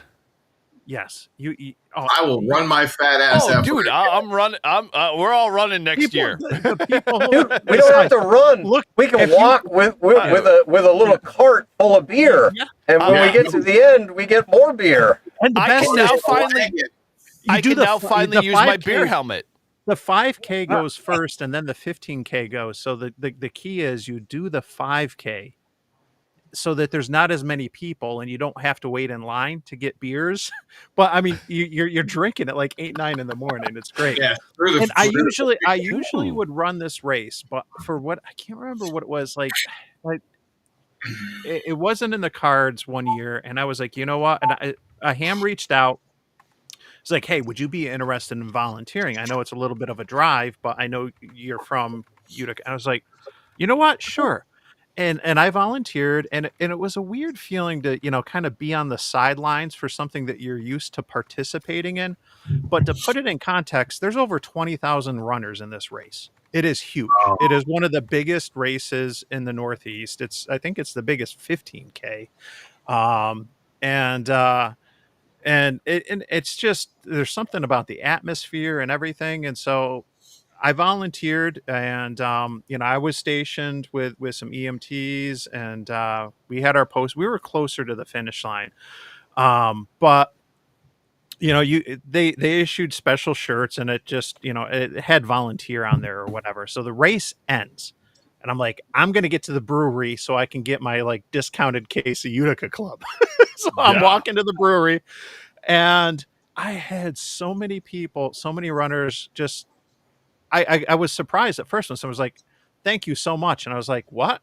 And it's just I got my little HT like on, and my volunteer shirt, but I had like, honestly, like at least half a dozen people as I'm walking a couple blocks to the brewery be like, thank you so much for volunteering. Thank you so much. And it made me realize all these races that I had run over the years relied on volunteers. It didn't matter if they were ham radio people or not, but it relied on volunteers to help organize, put these things together. And I was glad I had that opportunity to give back. And stuff, and I would encourage other hams, if your club, and there's a couple races that we support locally. I've done some MS bike ride ones where I've gone around and been a sweep vehicle, but I definitely would encourage other hams. It's a nice experience to give back, to volunteer, and there are events. I think of races, bike and foot races. Those are the ones that I've done, but I'm sure there's other ones that are an opportunity to contribute and give back. And I think it can also be a good way to learn about, some of the MCOM aspect of ham radio, which is what got me in, and I haven't done that much of. So 2 questions. Yeah. The first one is, the t-shirt should really say ham radio operator on the front, and on the back it says, I'm just here for the beer. And then the second thing would be, you mentioned crawl. So like it should just be there should be a smaller version instead of the 5K, a pub crawl. Yeah. Kind of just like you crawl to the pub to get your Utica. Yep. So just a few suggestions. No, so has anyone else on this stream? Has anyone else volunteered at events in like a ham radio capacity? Yeah, bike races in Tennessee and parades, and Me and Parker have done a road race in Falmouth. Cool. And Alzheimer's race. Cool. Walk. Did they remember where they were going? Sorry. That was I forgot. Sorry. I had to say that. They got lost. Which way do we go? That made it easier for the hammer. Go this way. Keep going. Just go. Hey, no attention to the silver alert. Oh my gosh. I'm going to get banned. I go get blacklisted. But anyway. Yeah. No, you're not. Probably not. We're too far in. Yeah. I haven't participated in, say, the road races kind of thing. I do remember back when I was younger, we used to do a thing called Pumpkin Patrol in town, and we talked about the narcness that I suffered, and I participated in. I was called a narc several times. Thank you, Grouch. And from that, but it was fun because literally, like, we would go out on Halloween night and kind of be the radio liaisons to the police department at the time, and it was fun because I knew where they were all hanging out and doing all their mischievous stuff, so it just made it more interesting. But that for me was kind of fun. But I've done some other volunteer stuff that's not like related to kind of like road race kind of stuff, which is a little different. I don't know if that's what you meant by that. No, just kind of volunteering like in a ham radio capacity where you're using your bow thing. If you have a bow. Just narc it up, Eric. So well, fine. That was one part, but so I'll throw this plug out there, and so I would say our club does we partner with the 4-H, and so we get out and go to their kind of like community events. So like here's an example: like December, we're going to the Krista McAuliffe Museum. And we're setting up a ham radio station, Morse code, CW, learn your name in Morse code, have a bunch of HTs and coordinate, skeds with people on the repeater to talk to kids kind of thing. And I can't tell you how much like 6 to 12-year-olds love that. I mean, we literally have lines that build up throughout the whole entire day. And we're only there for like 3 hours. And the kids just love to have conversations. The people on the repeaters are like having conversations with the kids, asking them what they want for Christmas, with Santa bringing them, and then we set up a CW station where the kids are like, what's this Morse code thing? This is amazing. And, they get a chance to bang out on their, on a straight key, their name in Morse code. And then they walk around with these little badges that says, my name is da da da da da da. And then parents are like, what's that mean? But it's so awesome to see these kids just eyes wide open, and they're like, this is amazing. This isn't like a tablet that I have to study. I open up app and I watch Disney on, whatever. They get to participate. And that's the cool part. So, this year I think I'm going to bump it up. But yeah, in essence, that's kind of the volunteer stuff that I love to do, because it's really just, it's fun because you get to see, people just really connect with ham radio. So if I could just interject here for 1 second to build on something that Eric just said about Santa, right? So for those, so for you guys that don't know, and for anybody that may be watching, there is actually a Santa net. And it is on 3916. Yep, it is on 3916 on 80 meters. It starts after Thanksgiving, I'm pretty sure. It runs until Christmas Eve. Miles actually talked to Santa a couple years ago, told him what he wanted for Christmas. We didn't do it last year, but he has been begging me this year since September. He's like, when can I talk to Santa on the radio again? I'm like, kid, after Thanksgiving. So if you have kids, grandkids, whatever it is, definitely get on there. You do need to go on the website and sign up ahead of time, and they create a roster, and then they'll call you in order that you signed up. But I highly recommend it. So do they take adults on that too, so I could talk to them? I think they really only take kids. Right. So in regards to volunteering, unless anybody else has anything about Santa on there first, but in regards to volunteering, so every year the Muscular Dystrophy does a ride from Franklin, Tennessee down to Lynchburg, Tennessee, which obviously everybody knows that is the home of Jack Daniels.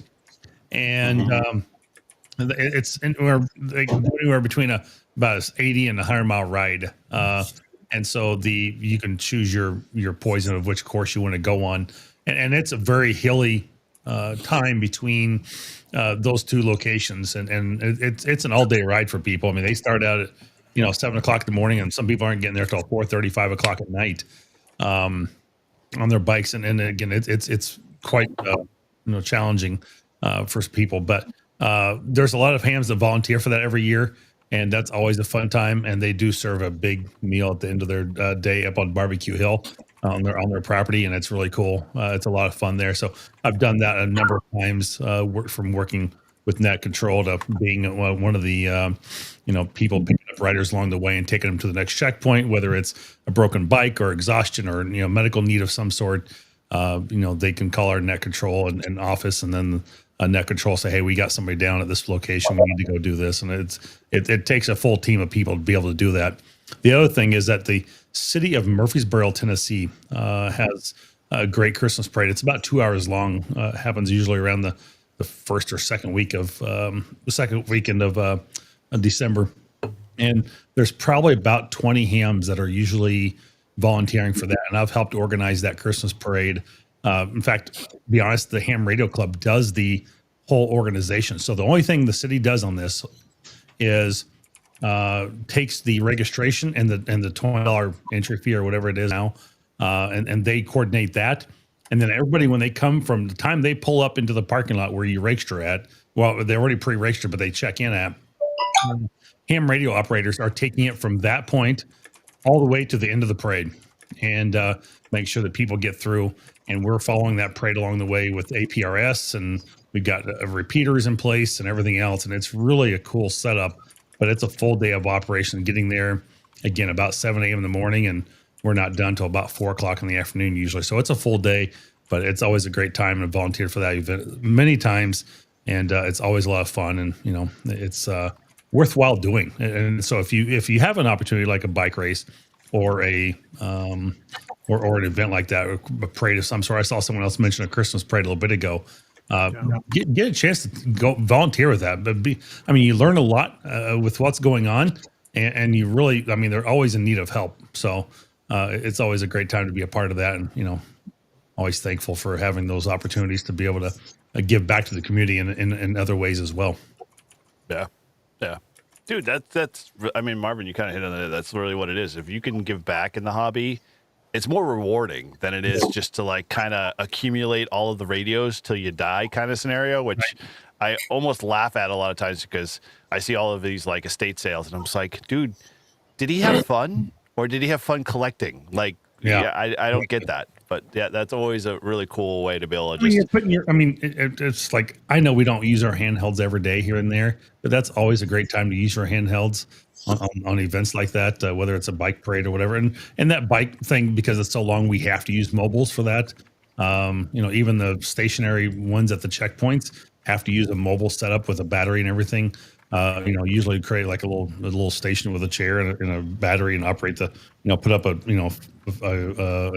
mast of some sort to be able to get out. But because there's some low spots as well, it can be tough. But you get to actually use your equipment and you see its practical use in place, and it's a ton of fun, and people enjoy you get to promote the hobby from that point too. Going, oh, what are you doing? I was like, oh, we got ham radio. We're helping you guys out today through our transport. And it's like, oh, well, we really appreciate you. Thank you for being here. So there's a lot to do for that. 100%. Totally. Well, there's one thing I wanted to wrap up with, as I know we got about 15 minutes left, and I still have more beer. I have more too, but the current beer is only 8.6%. Well, good. Thank you for stepping down. Who says the fun has to end? I know it doesn't. But one thing I wanted to get to was I've been having the mead in my glass. Every time I raise a glass, it's mead. Yeah. Whoa, Tortise Overland gifted 10 Mike N2MAK membership. Where's the love? Where's the love, Tortise? Where's the love? Clearly he loves Mike more than you. He does. I know. And I get it. Eric, you don't have anything turned on. What? Anyway, Mike, pick it up. What I was going to say is I thought what would be a nice way to start to put a bow on things has to do with the viewers and being thankful for the viewers and the supporters and those like Tortise and Eric and everyone else that have been supportive, whether it's in the chat financially, obviously that kind of goes without saying, but I've gotten a couple really nice emails and even a letter from viewers, and I honestly hope that each of you have gotten positive comments at one point or another. I know there's a tendency in this hobby. I haven't said this before. I don't like to say the S. I don't like to say sad hams. I hate to say that because I'd rather focus on the positive, and that's what I'm trying to do here. But I just got to say, like, as a creator and stuff, when I get a positive comment and a thankful comment or an email or something from somebody that is like, wow, that really helped me a lot, like that means so much. Wow. I felt that in my colon, Mike. Oh my gosh. Ow. No. I always knew you had a thing for Paul. But anyway, sorry, Mike. Yeah. Oh no.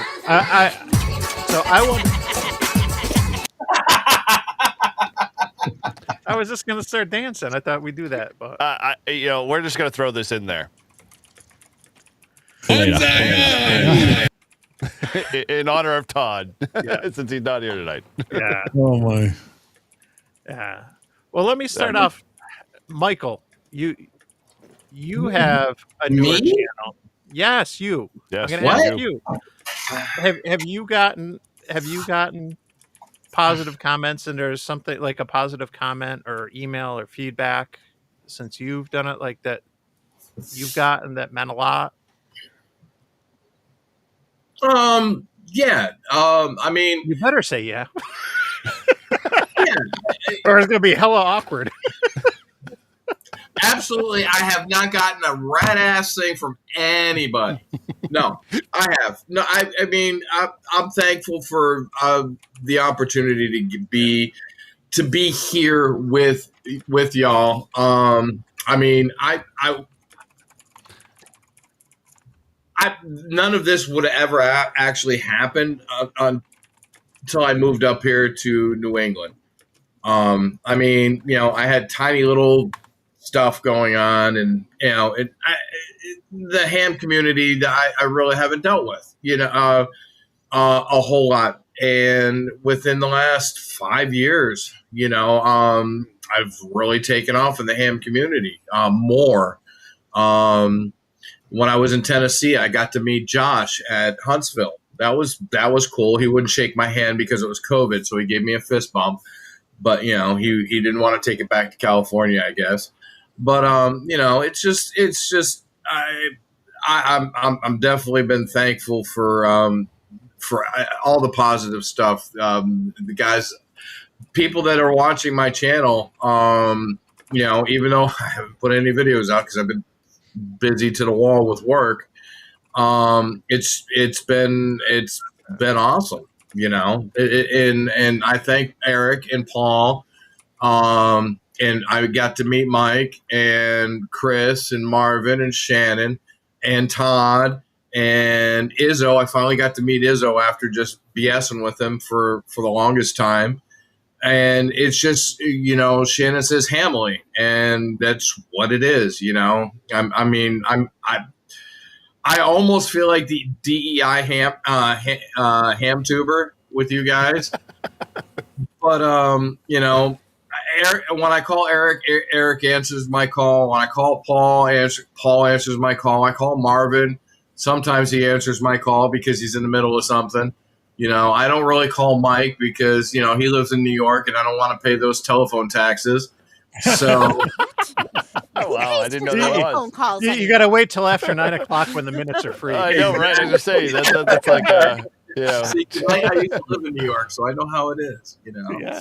And it's just been fun. I get to see Chris every now and then when I go down on the Cape to work, and it is definitely. I thank you guys for letting me to be part of you. Yeah. Well, Thanks for being awesome, Michael. That went quiet fast. Hey, I said thanks for being awesome. Anyway. Yeah, no, I give Grouch a hard time, but yeah, dude, I'm gonna, basically, come along, Mike. I have to say, like, even though Mike and Shannon and Chris are all just like starting their channels, like, I'm super excited for you guys because, like, I know you're just gonna grow like organically in general because you kind of embrace the same stuff that we've been doing for, I don't know, 3-4 years now as YouTubers. And it's cool to see how one, we individually grow in our own ways, and like I always look at Mike and I see all of like the connections and the people that he's bringing in.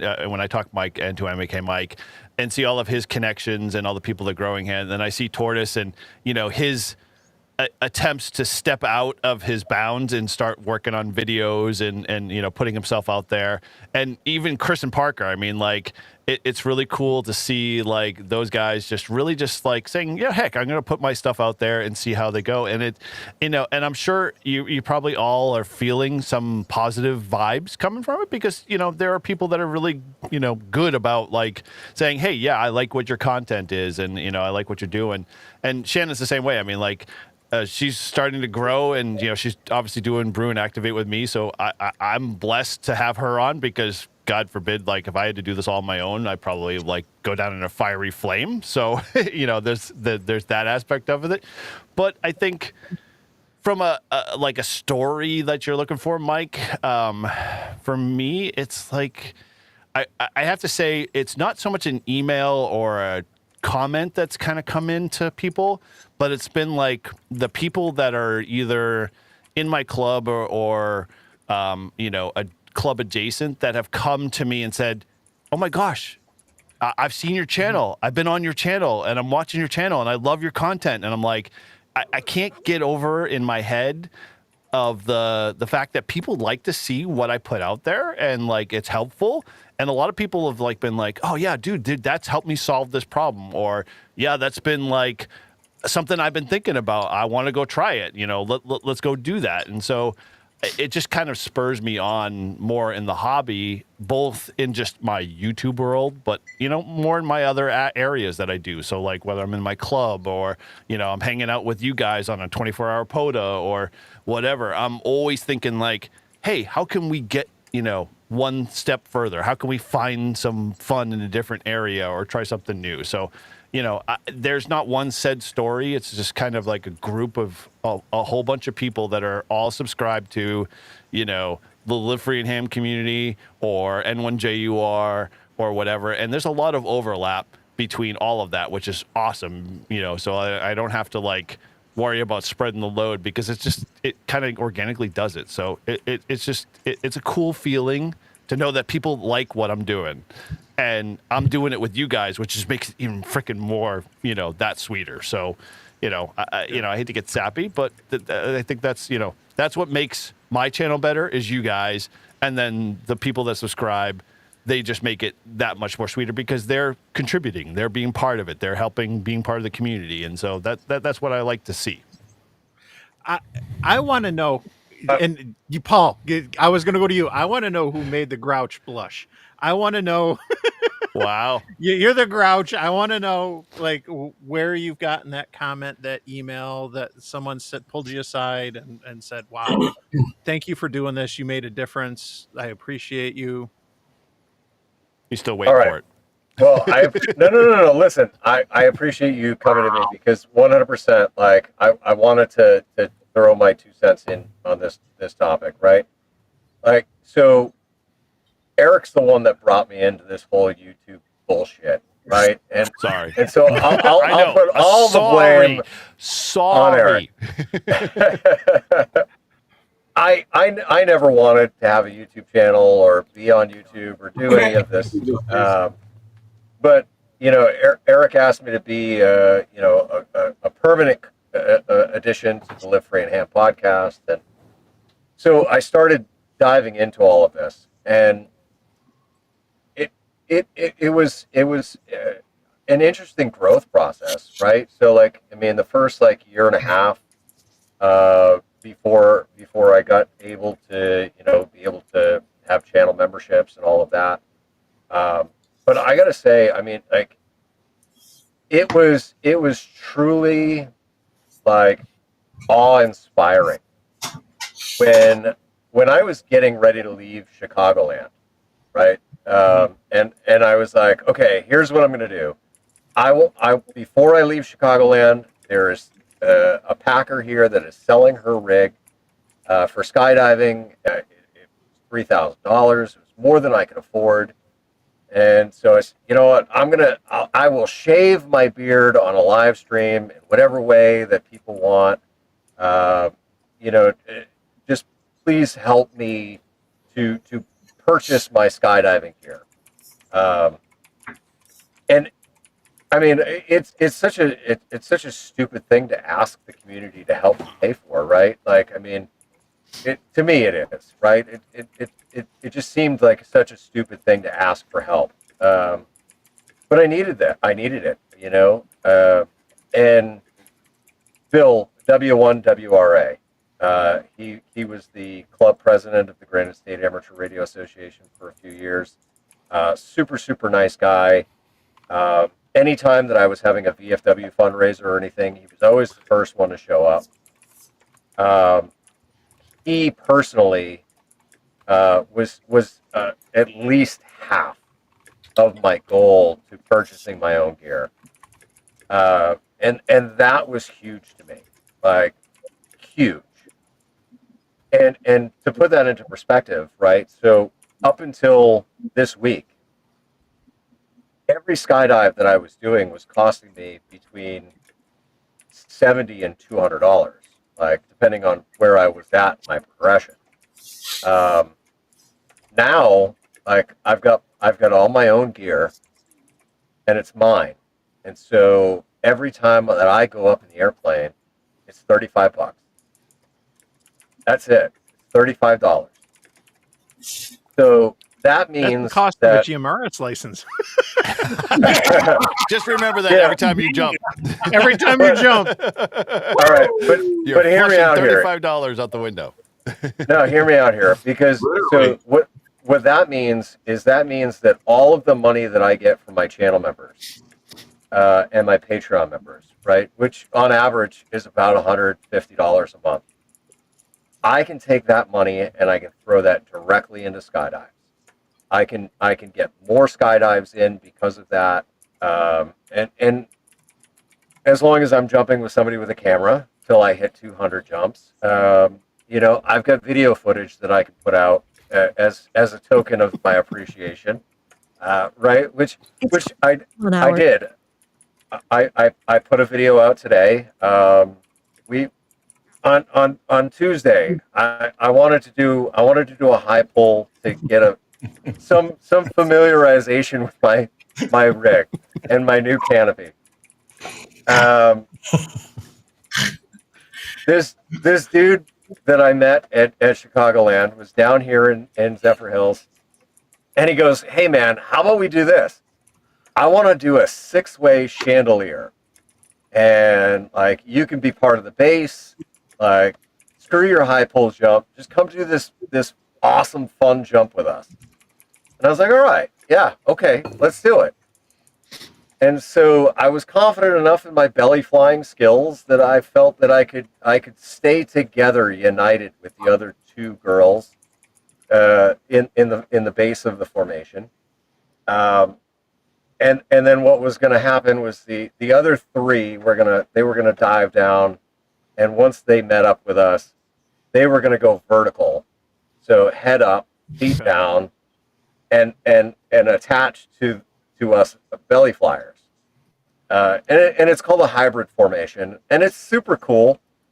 It didn't fully work out, but it doesn't matter that it didn't fully work out. What does matter is that I was able to do that jump and a couple other jumps that day because of the support from my channel. And so, like, while YouTube was something that I never wanted to do, and it was something that I never thought that I would be successful at or good at or do anything that anybody would even want to throw $1.99 a month at, I am super grateful for everybody that has put money towards my channel and me and my adventures, because that's what's given me the ability to do all of the extra fun stuff, you know, like, and hopefully you like the video, like. Yeah. Right. What time did we go to that night? 2:30, 3 o'clock? That was a long one. Oh my god, 4-hour stream. Yeah, that was a 4-hour stream. I couldn't walk after that.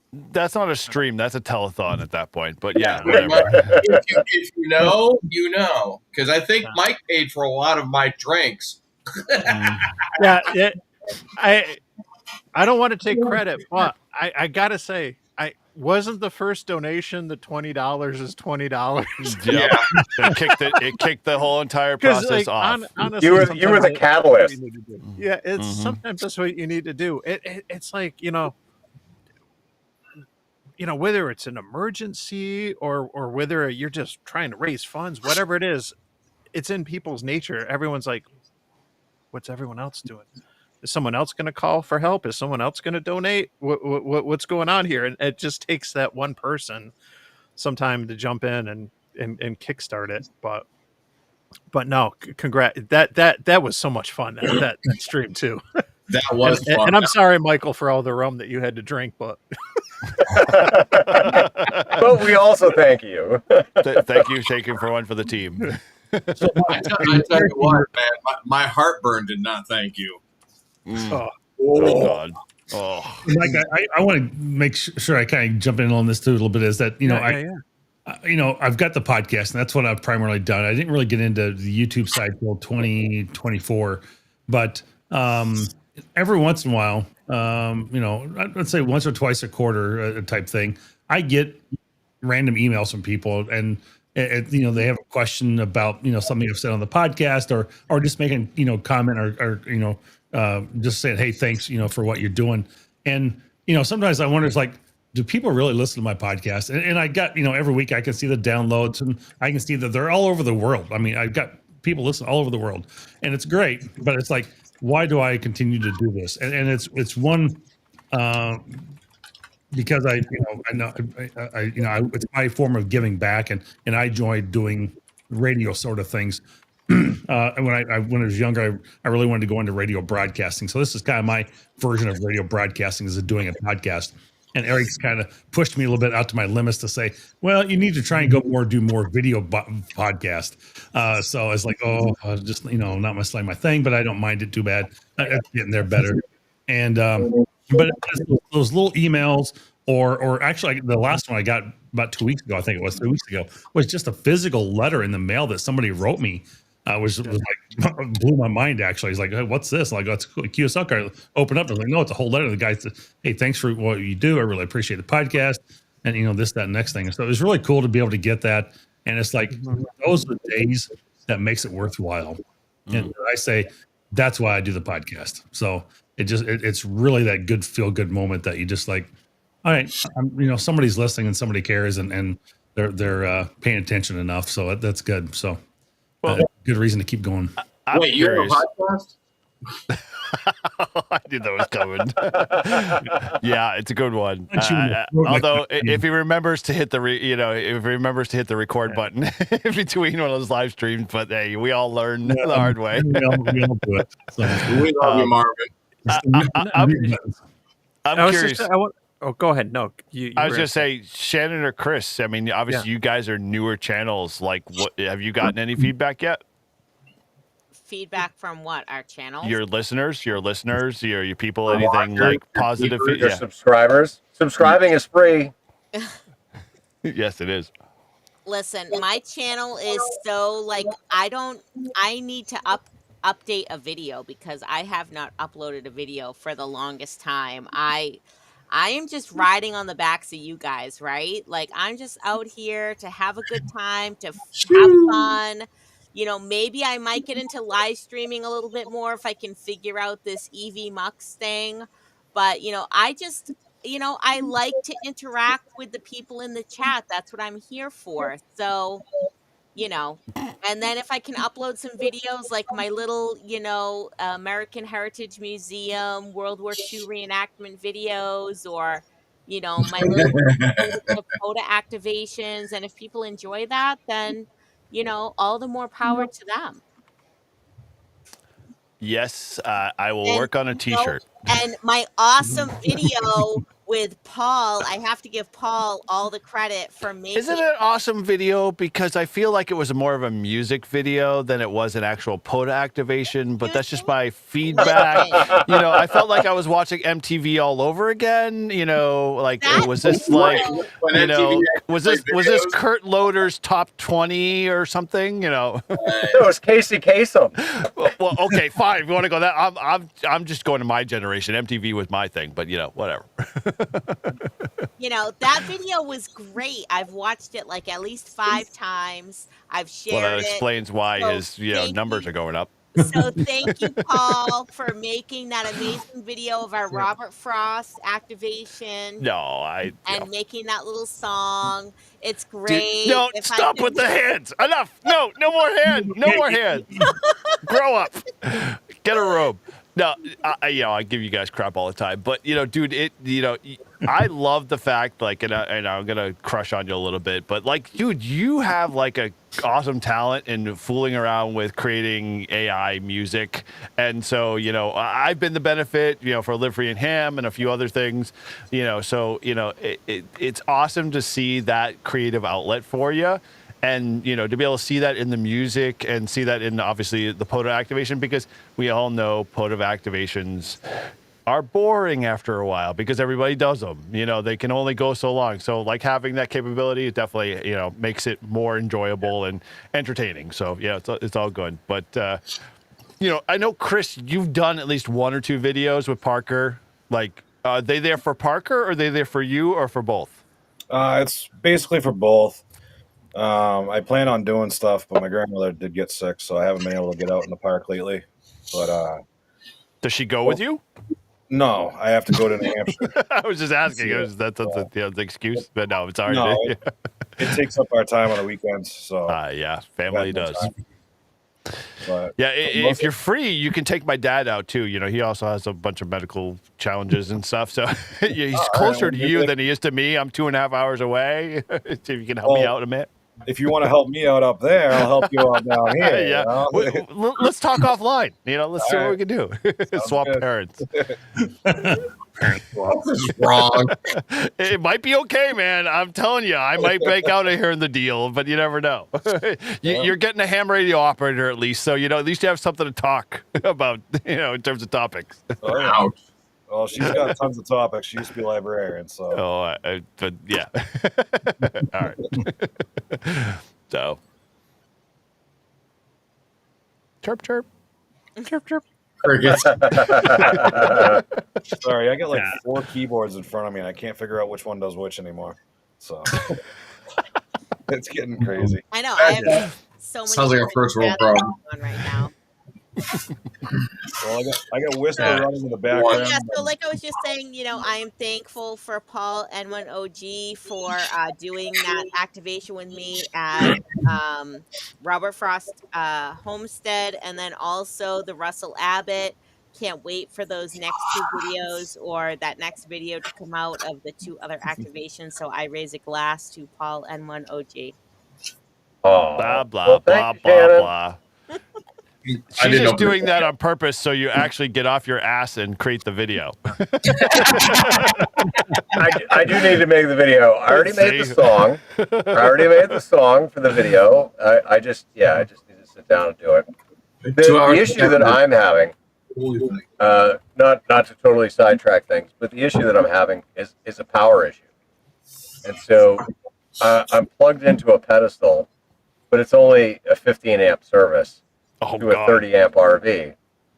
And so, like, literally, if I have the studio running, I can't run anything else in the RV. Wow. If I have the air conditioner running, I can't do anything in the studio. So, yeah, that kind of limits me. Like, we need to fix that, Paul. We need. How about I Amazon you some really big extension cords and you can start plugging it in? or send them some batteries, like 300 amp hour, batteries. An inverter, 2000 watt inverter. So I will give a shout out to KB5UTY because Dave he offered me a pair of, I think they're 300 plus amp hour batteries. And so I got to figure out the Victron solar charge controller inverter freaking thing is $1,000. Plus whatever I got to spend for solar panels and all the wiring and everything. But once I get that done, then that will supplement the shore power or replace the shore power altogether, and I'll be able to just do it all. Yeah. Hey, Mike, just a real quick. I had a goal set on my website, so thank you, Ham Radio Hef. Hit me up on email there on QRZ. If you're good on QRZ, then pick a shirt, let me know what it is, and I'll happily send it your way. Where's my shirt? You didn't bid for the goal. I want a shirt. I want a shirt. We all want a shirt. Sponsor shirt. You can head over to livefreeandham.com/shirt if you want to pick out your shirt, And here's the thing. If you said want a shirt, we'll offer a 20% discount. I'll give you the coupon code. Mike's Turkey Day is the coupon code there, and use that. Mike's Turkey Day. We'll all one word. Use 20% off. You can go get a shirt over at Live Free and Ham if you're interested. Black Friday only. Well, I'll go a little longer than that, but yeah. Hey, Grouch, if you want some help with the power stuff, hit me up, dude. We could do a live thing, and I can help you out with the electrical power in that camper. All right. And possibly send you a better and cheaper route than Victron. Fuck. I like Victron. Victron is overpriced for what it is. Don't let me do an 80-meter rant on some of the stuff that's out there. Okay, agreed. I have just their shunt, and their shunt is way better than the stupid Bluetooth battery, BMS, readout. But yeah, that one sucks.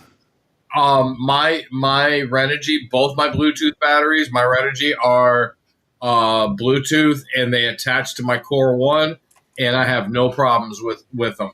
Absolutely none. It's not a problem with me. My issue is the fact that the stupid Bluetooth BMS can't read anything below an amp. All of my devices literally aren't slurping more than like 0.2 of an amp. So I never know how long the battery's going to actually last. Renogy does that perfectly, dude. Well, and I've got the Victron Bluetooth adapter, and so that tells me exactly what I need to know. So yeah, I ended up going that route. It was always like $70, so it wasn't that bad. No. Yeah. All right, I'm going to do a giveaway. A giveaway? Wow. What are you giving away? A shirt from my freaking store. Wow. Remember when you were going to make my designs into a shirt? Are the members here allowed to bid on it? Yeah, go ahead. And whose page or whose channel? On his. On my channel, of course. Is this case sensitive? I'm obviously messing. It's insensitive. Case insensitive. Case insensitive. I don't think it is case sensitive. Although maybe I could just start my own shop with my own shirt designs. You should. I like your. So Grouch, do you want to use the giveaway tool on this? I can set it up real quick if you want to hit me in the private chat with a code. No, I didn't know there was a giveaway. Oh, I thought you were going to say something else, like hit me in the I'm just using Nightbot. Oh, okay. If you're already doing Nightbot, then what's the code? Yeah, and the keyword is hashtag Grouch penis. Loves you. Grouch loves you. All one word. Grouch loves you. All lowercase. Yeah. No, it doesn't matter. I don't think.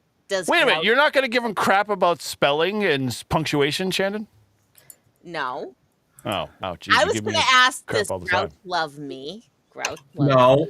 Grouch. Man, I don't like this relationship. This sucks. Yes. Grouch loves you. See, I tried to do a little heart with Marvin, but he was. It's so easy to love somebody from Florida, isn't it? Mm-hmm. All the way over here in Massachusetts. No, if I win, Paul, if I win, you know what shirt I want. Listen, I just want to Yes, you say do. it's easier to love somebody from Florida to Massachusetts than it is to love somebody from England to Massachusetts. I can't It's true. debate that At because least I've you're in never the had that same experience. country. I'm just saying anything. Okay. Grouch love. What happens I'm on in. a POTA stays on a POTA. Exactly. Didn't I say that before? I think you did. Wait, why didn't we do any risque on the POTA then? Oh, God bless. I'm joking.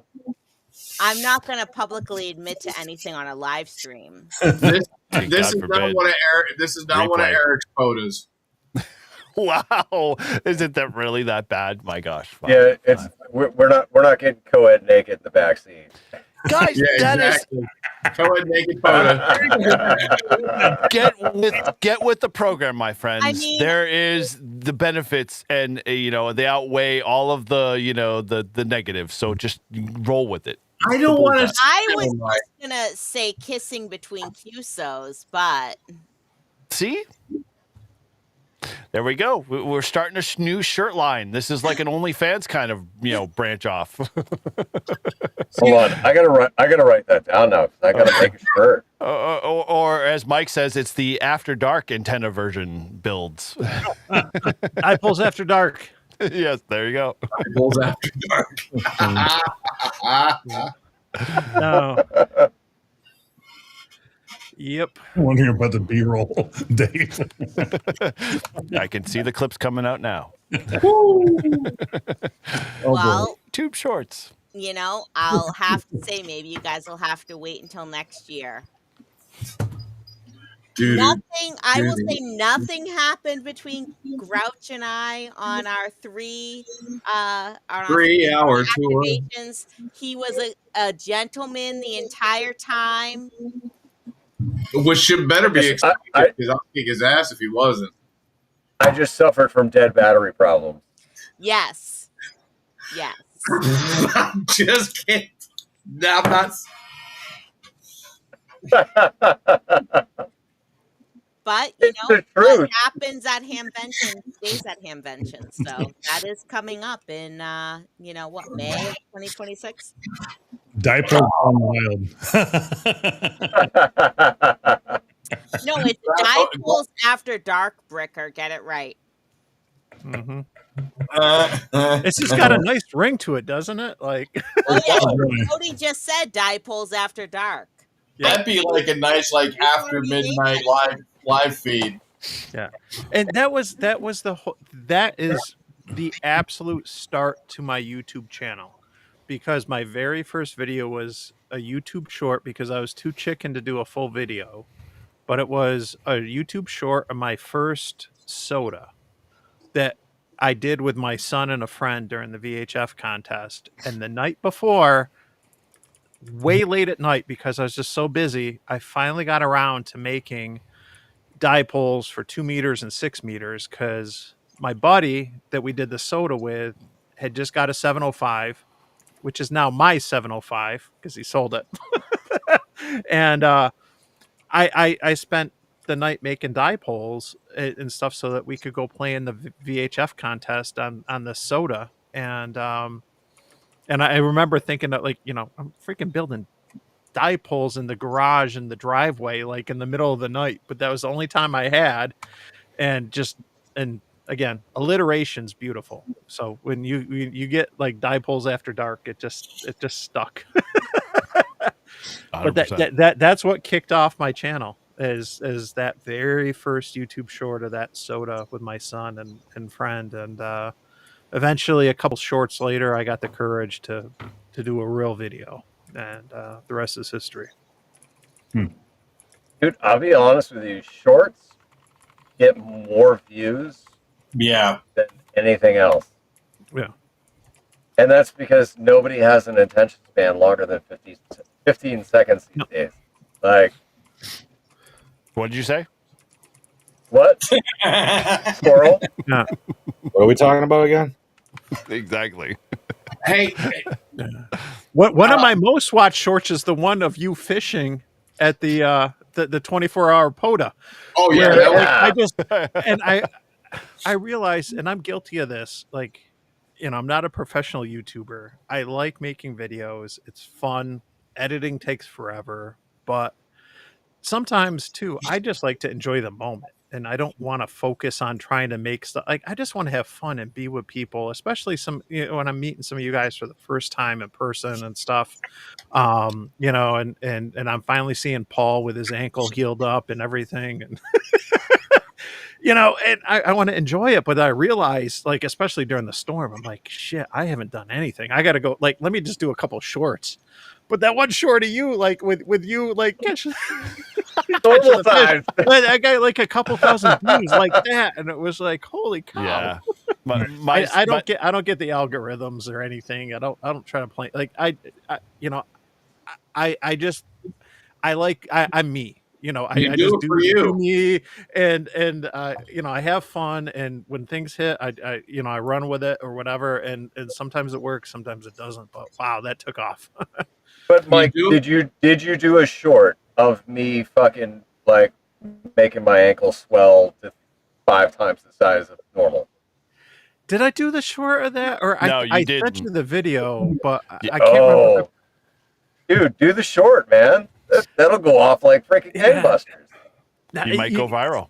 You know how bad I felt. Like, I'm sitting in the we're messaging after the activation. I'm back in the hotel. I'm all comfy, cozy. I'm in the hotel. I got a mag loop up in the Utica Club, and and you're sending me photos, or you're texting me like, "Oh my gosh, my ankle's like fucked." I'm just like, dude, that was I didn't worth make you its go weight on in the gold. log. I didn't make you go on the log, but as soon as like I saw the log, I was like, "Oh boy!" oh my god, I knew as soon as I stepped foot on it, and I looked at it, and I was like, "I'm wearing cowboy boots with no fucking traction." The log was barkless and wet, and I was like, "I'm gonna eat shit," and I know it. Mike, what do you think the chances are I'll make it all the way across? Because there's a beautiful green little pool on the other side. Yes. 56 to 1. Barely. Because we had just used the prototype. I think it was a lot lower. 56 to 1 Reliance. We used the prototype for that POTA before it was available for sale. And so as soon as he's like, "What are the odds?" 56 to 1. Whoa!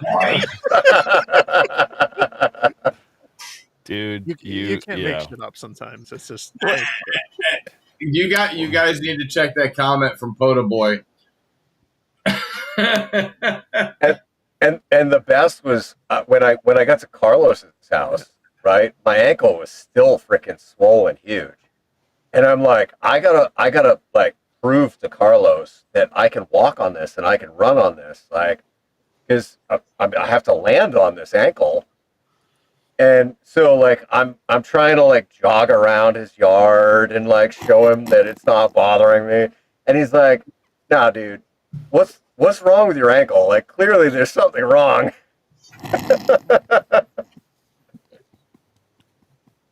But hey, that first landing was mint.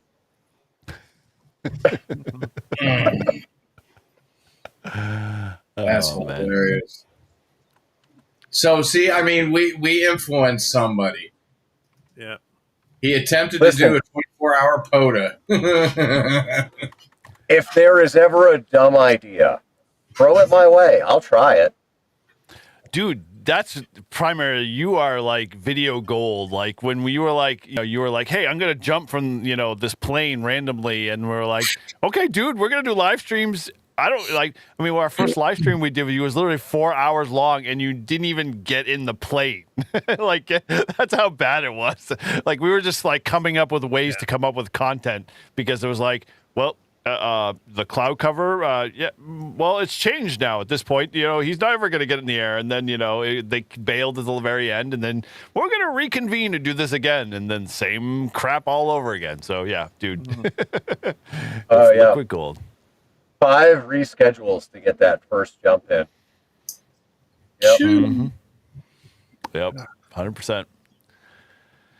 I ask you a question, Grouch. when you talk about like 5 reschedules and all this stuff, you think that ham radio prepared you for skydiving? Given no, hear me out, because how many times, like on an activation, do things go as planned? Look no further than the 24-hour POTA, right? Dude, that went way better than his skydiving event. Let's just get to that level. Like the skydiving event was like a disaster from like the moment we like started turning the system to go live. But well, he's got his skydiving logs, right? He does. So yeah, I just curious. I've got skydiving logs and I've got ham radio logs, and now I've got logs that mix the two. Yeah. Right. Mm-hmm. I would say more than anything, the ham radio aspect of things didn't help me at all, but my military past did. Because in the military, especially the Marine Corps, right? Our number one motto, our number 2 motto, right? 'Cause number 1 is God, country, corps. So number 2 would be adapt and overcome. And so like when it came to 5 reschedules of that first jump, it was all right. Like, you know what, I could let this eat me up, and I could really get upset about this, or I could just adapt and overcome. And I can understand that I cannot control Mother Nature. I cannot control the cloud cover. I cannot control the wind. I can't control that. And so once we got the pilot issues out of the way, like it was no big deal. And I got that first jump in, and I was hooked.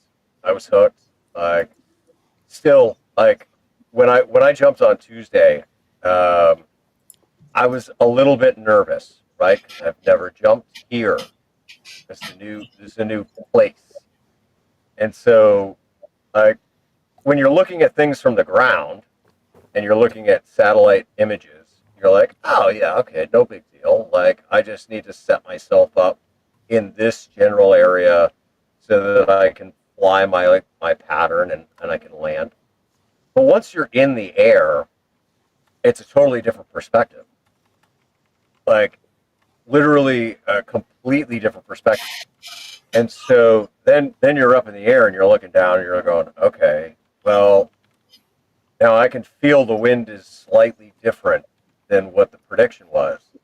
And so now I've got to modify things, and I've got to adapt and overcome and go with it and figure it out.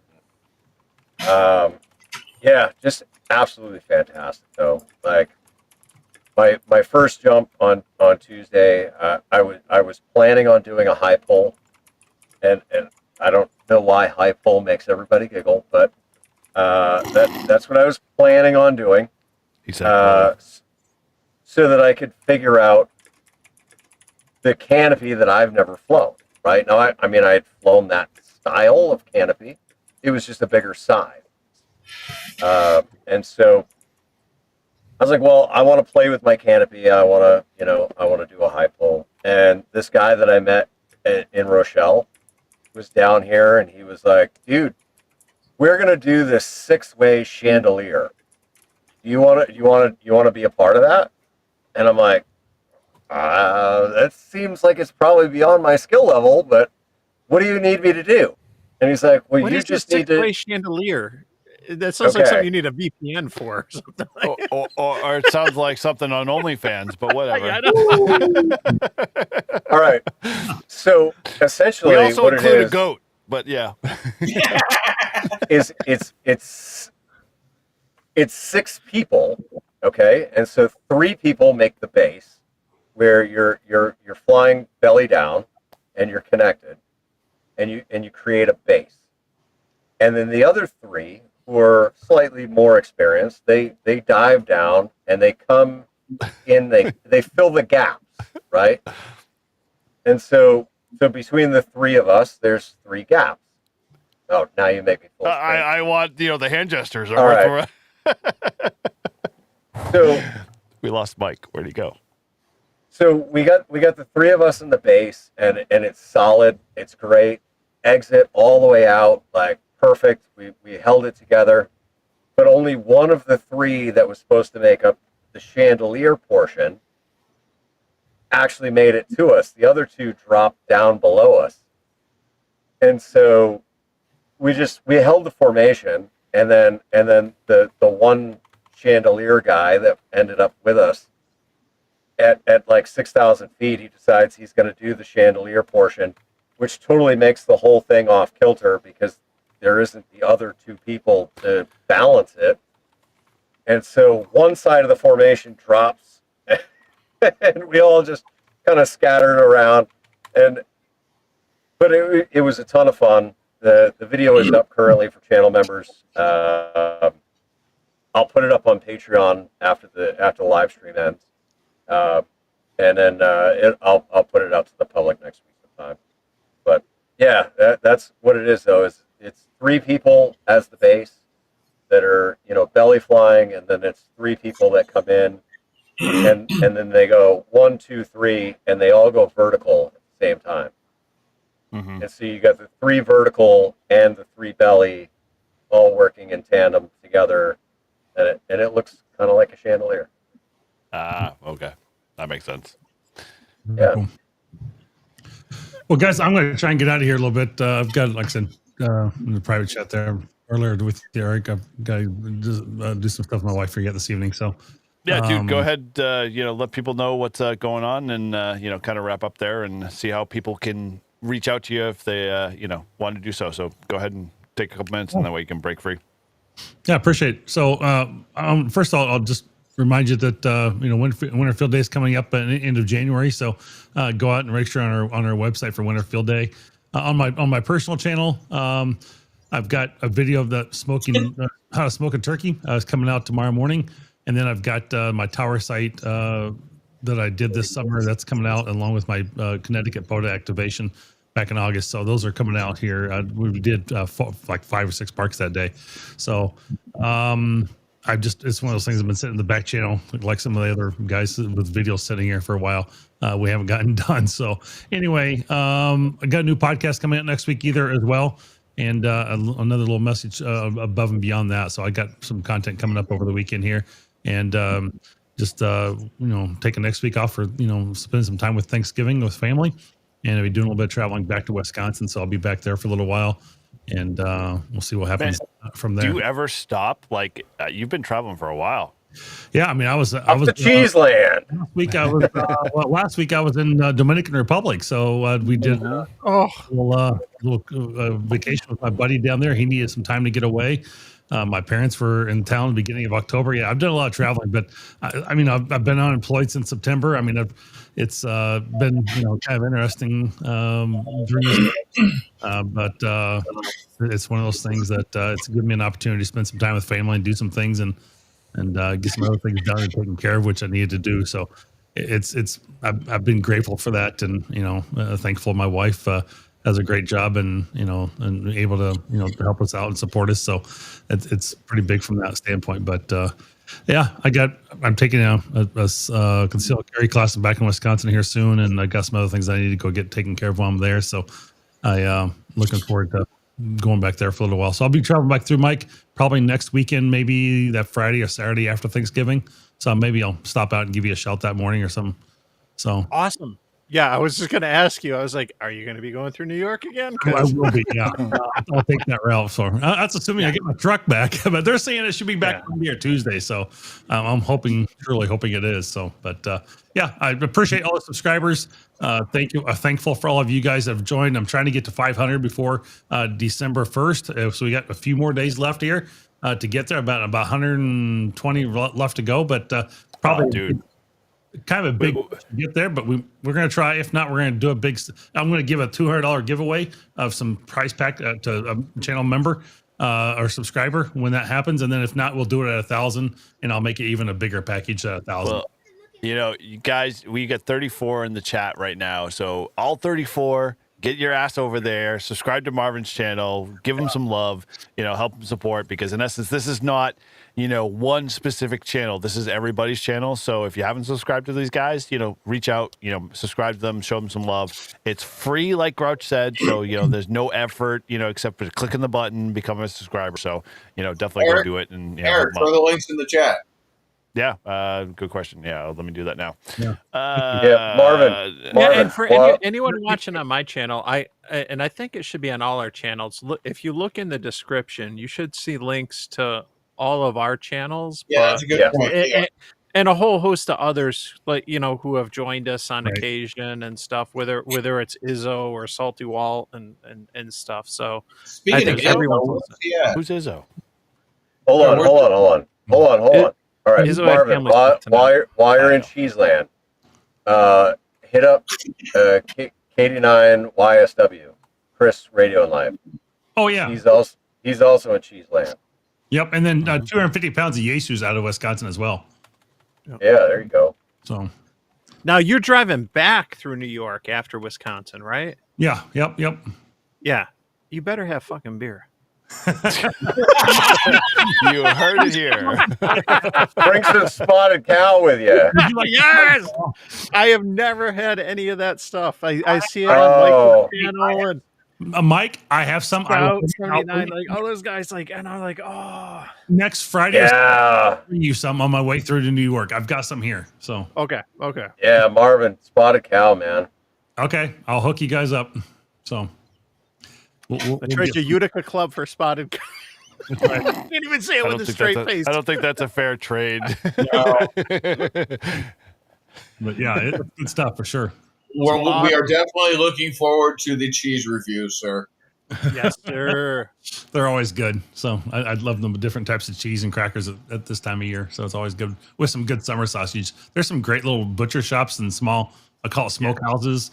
Around butcher/smoke shops that are in the small towns there, and they've got some great summer sausage along those lines. So it's always good to have those. So that's a Midwest thing, I think. I don't know.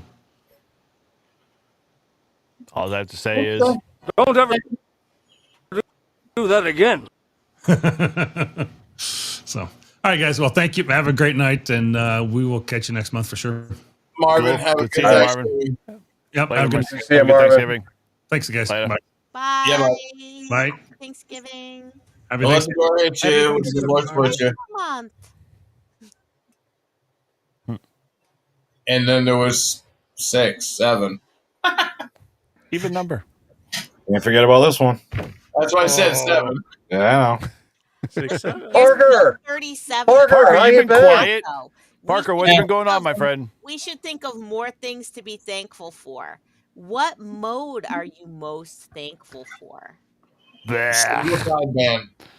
20 meters. How about that? That's a band, That's not a mode. The band, not a mode.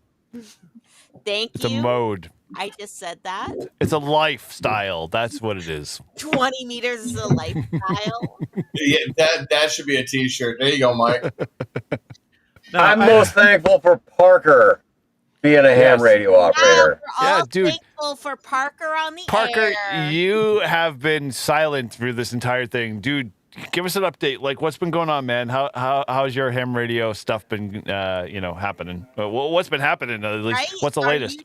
Are you a technician? Are you a general? What are you? I'm currently studying for my general, and I've set the goal myself to get it before New Year's. Get my general before New Year's, but I haven't really been on much on 2 meters because of some repeaters around here have problems that will. A lot of repeaters have problems. We'll say that. I'm working on one of them right now in the background.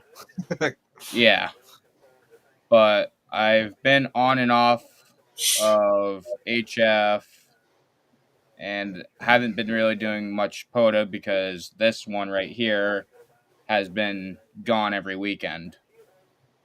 Going to New Hampshire. That's what happens, man. Family comes first, dude. Yeah. Hopefully this weekend we can go out. Yeah, he's been using my 7300 on 10 meters. Oh, that's awesome. This is the time to do it. I mean, geez, yeah. I get on my radio. I'm like, why is it on 10 meters? I was on 40 last night doing FT. Now you get me thinking about, like, because 10 meters is so cyclical with, like the summer versus the winter and stuff like that. Which is something I didn't realize right away in ham radio, but those that are getting their techs right now, especially at a peak of the solar cycle, but at a time where 10 is open versus those techs that might get licensed in the summer during the doldrums, right? Yep. It's night and day. I got my license in September, and that's when we took off on POTA. I got onto HF and never looked back. Now I'm starting to look back at the 2 meter side of things, and the background on programming a Wires X node. I got a HRI 200 that I'm getting on the air for our local repeaters. So, okay. But we're taking time with 2 meter now, but we still love 10 meters. Get All-Star going. Yeah. That. Yeah. So we got All-Star on the 900 down here. So backhaul it to Livery and Ham. Yeah.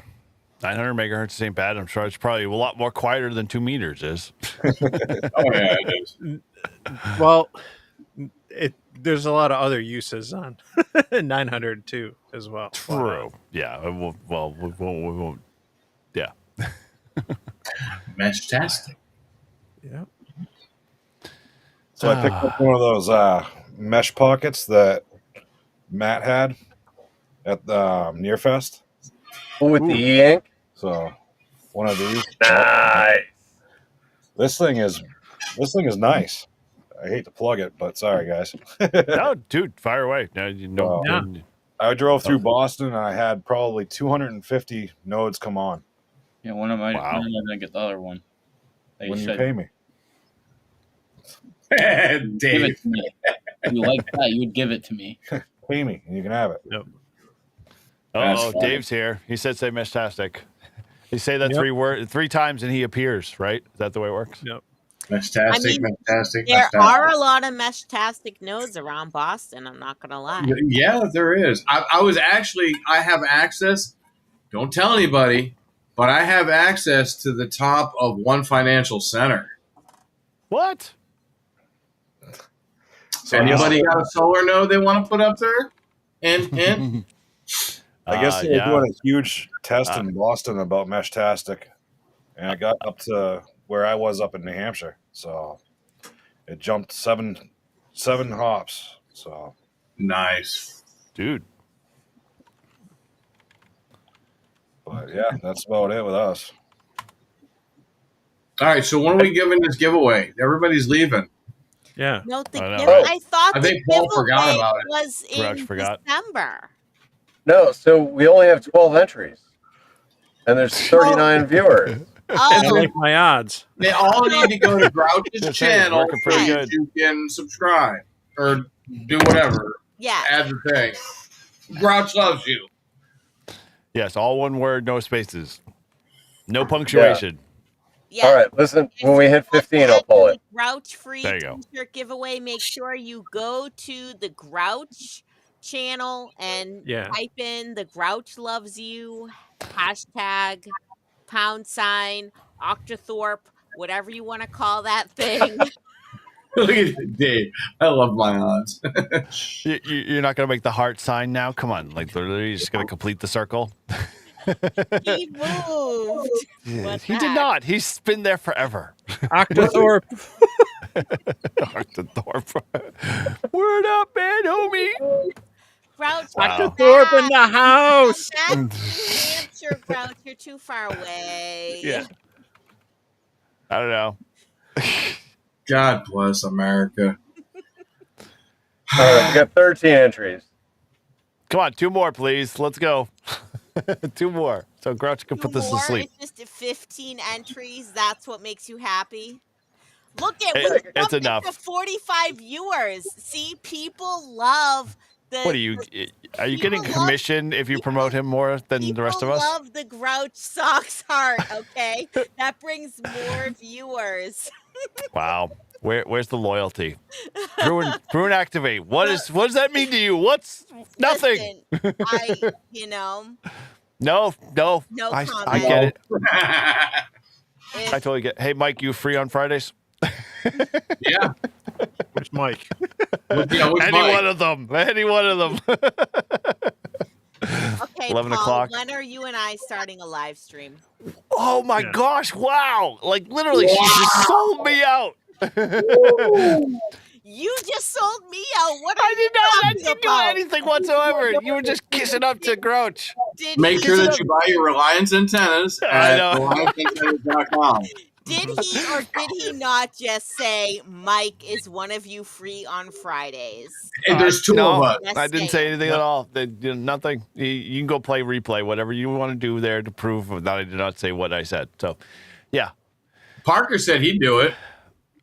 Parker, cool. All right. What did I say? I like the younger demographic. Well, I won't say that. Sorry, I'm not gonna say that.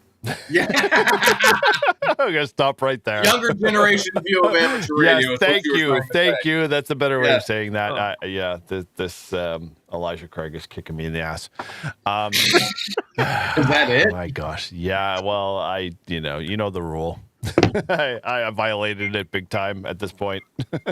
All right, so I pulled a winner. The winner is Dave KE6 GAE, the Hillbilly Ham. Dave won a free shirt from my store.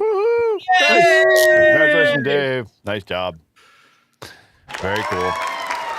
Nice. Hillbilly Ham. Great job. Congratulations, Hillbilly Ham. And the famous words of Todd. What the hell was that? When we had a live stream, we had a recorded episode, and Todd was talking about his bonsai trees, and he kept saying something to the effect of Grouch, and he was like, "I'm just gonna be the bonsai trees," and I'm like, "Dude, this is liquid gold. I gotta capture this." So literally, him going bonsai, and actually, I think I have the clip. Do I have the clip in here of his little bonsai tree escapade? I wonder if I do or not. I have to go look for it. You got a folder for all these little clips? Hell yeah, you know me. Oh no. Let me see. Do I have it? I don't know if I do. No, it's not this one. Look at Dave. What? I missed something. Yeah, Dave's KB5 is he just promoting his Mesh-tastic Seed Studio with, what was it? 5% off, 10% off? It's 10% off. I'll be damned. Look at that. Listen, I have one of those little Seed Studio things. I do too. I got a T1000 in here somewhere. Hey, Dave. Spec 5 is a really good product too. I have it attached to my. I have it attached to my keychain. Actually, for every time he says Seed Studio, I'm going to say Spec 5. I do like the Spec solar 5 thingies though. So, can see in there. Do I look good? I mean, going here. what else can we be thankful for here? What? Well, all right. Not to totally derail are things. we the most thankful for? Like we're on a track. I'm thankful for my neighbor Brian, who I got to jump with on Tuesday, and he fucking nerded out in a whole skydiver. Yeah. What are the chances? I know, right? All of my neighbors are skydivers. but he nerded out. He nerded out on Mesh-tastic, and he was like, "Dude, I saw some like ham radio antennas on your truck." He's like, "Are you into like Mesh-tastic?" And I was like, "Oh, let me tell you about Mesh-tastic. Let me tell you about Seed Studios." And he was like, "Well, I'm designing this freaking thing." The size of the chip that he showed me, I swear to Christ, would fit on my thumb. Like it was so small, and it's a LoRa Mesh-tastic whatever freaking chip. and he wants to incorporate some special new firmware that he wants to work with Seat Studios on to like track cows and canopies and like all sorts of shit.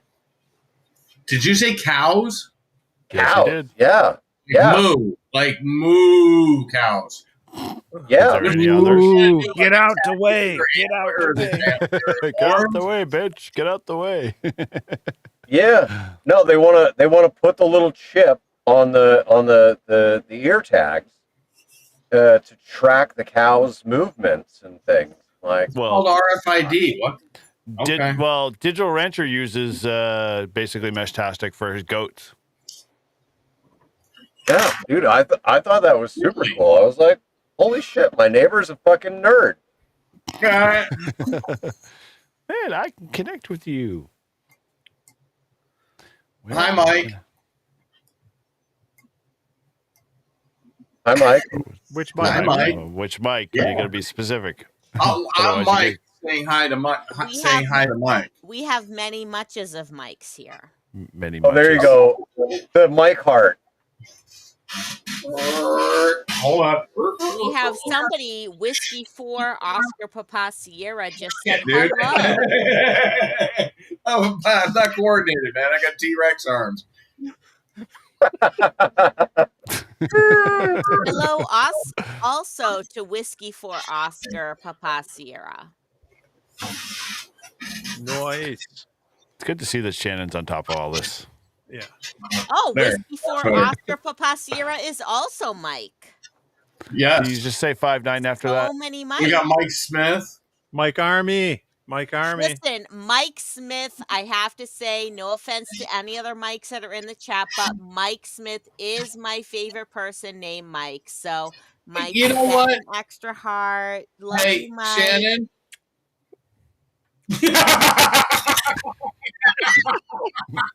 Holy moly.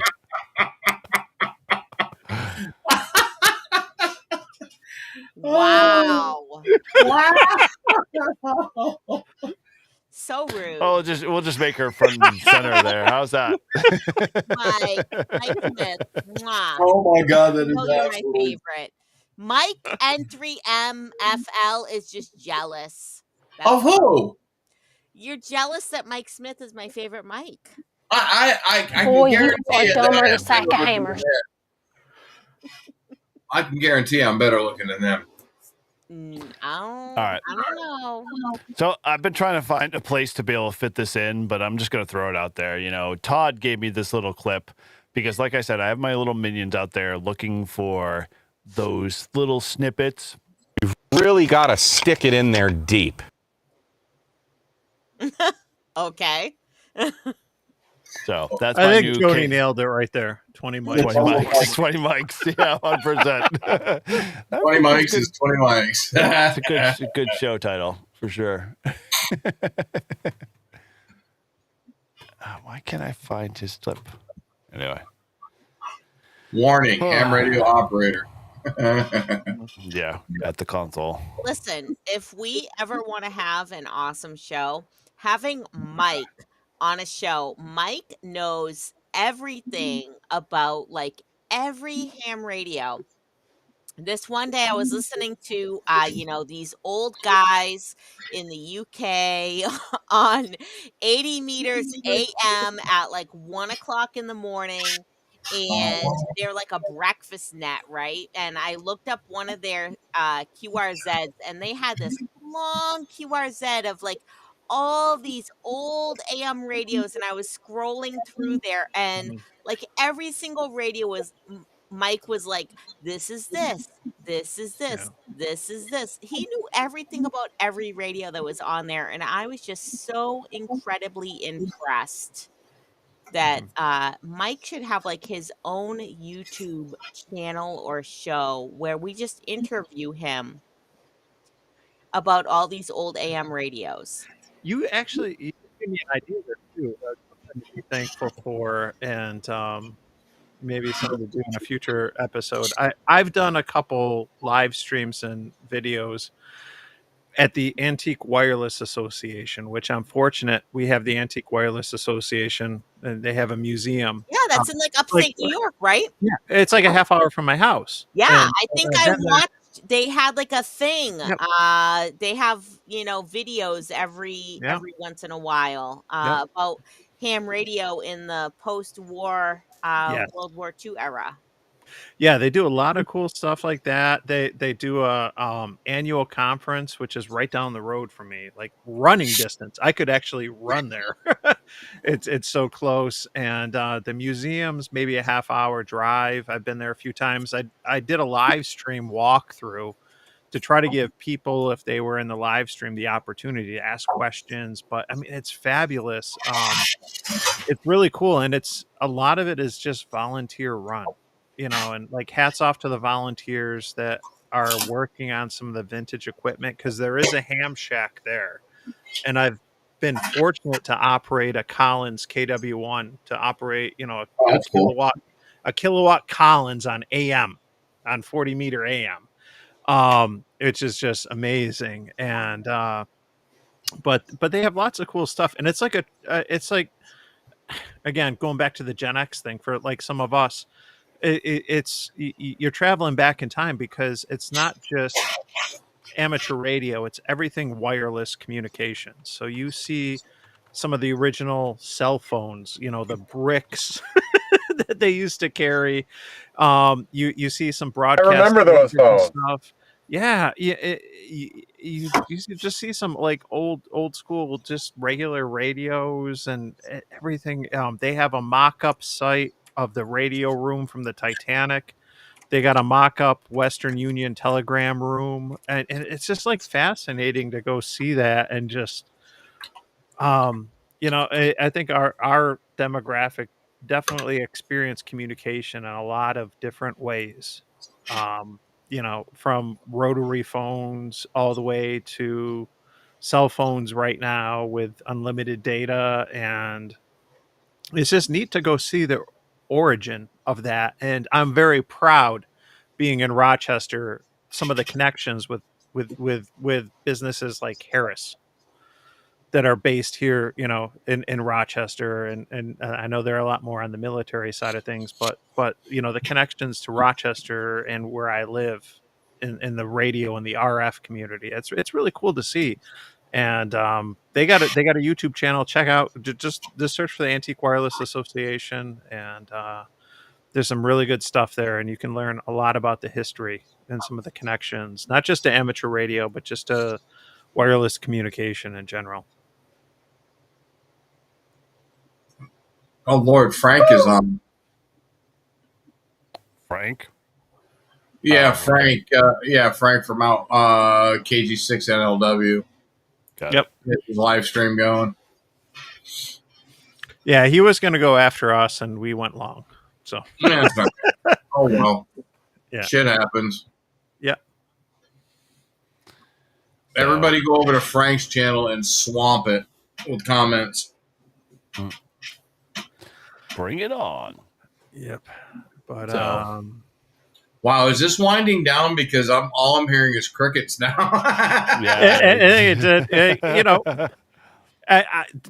I'm now drinking. This is the weakest beer I've drank so far, and it's only 8%. Of all things, it's a fluffernutter. Wow. That's New England beer there. Did you know that the Fluff Factory is literally like 5 doors down from my house? Wow. Mm-hmm. The Fluff Factory. I can see it from my house. Is that the only claim to fame, Lynn has? Actually, pretty much. No. Okay. The first American jet engine was also made in Lynn, Massachusetts. We can't see that. Okay. Okay. Do now. The first American jet engine was made here in Lynn, Massachusetts at the General Electric plant. And it is also the home of the Fluff Factory. So. Fluff. There you go. Is that Lynn, the city of sin. Is that right next to the adjacent Moist Factory?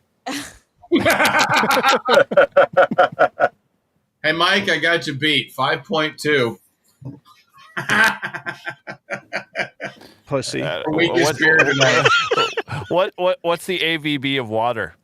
Yeah, right. 5.2. I need to drink about 12 more of these to catch up. Oh boy. Yeah. No. Beer before liquor. That's my problem Never tonight. been sicker. Yeah. Mm-hmm. and to think, and I'll throw this out now because I've been drinking. We're already there. And we're already there. Yeah. I don't know if any of you saw Ham Radio Kids Table on Wednesday night, but Jimmy was who was in the chat earlier.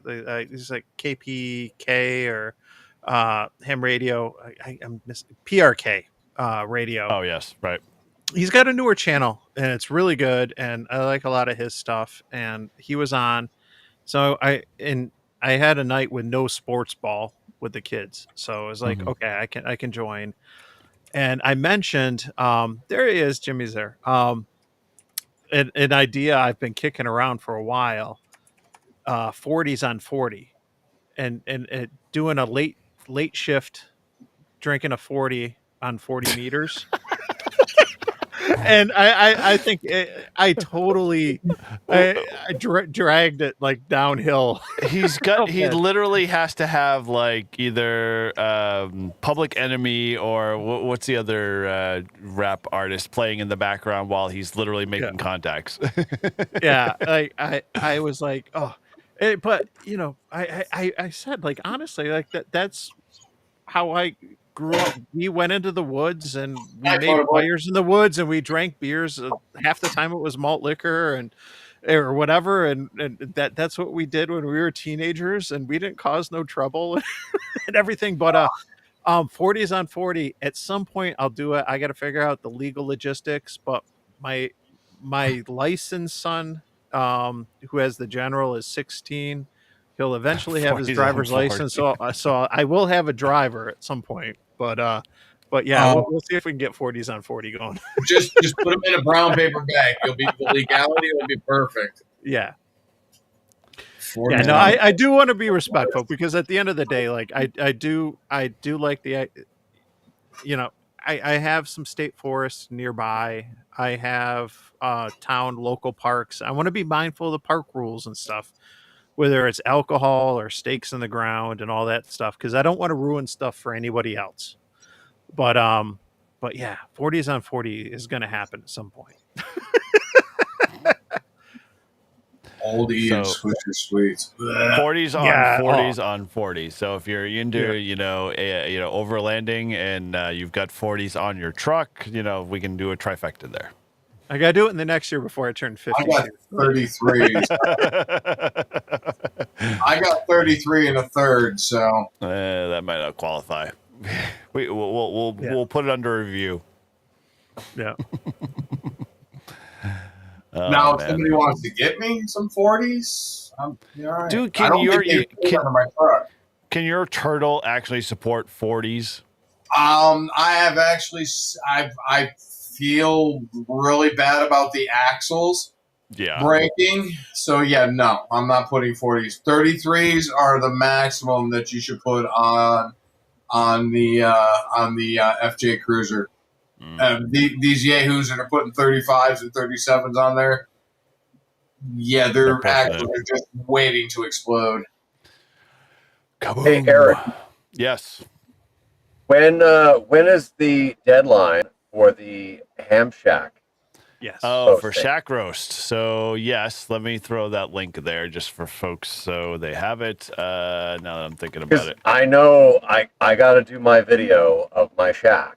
Like, when is the deadline?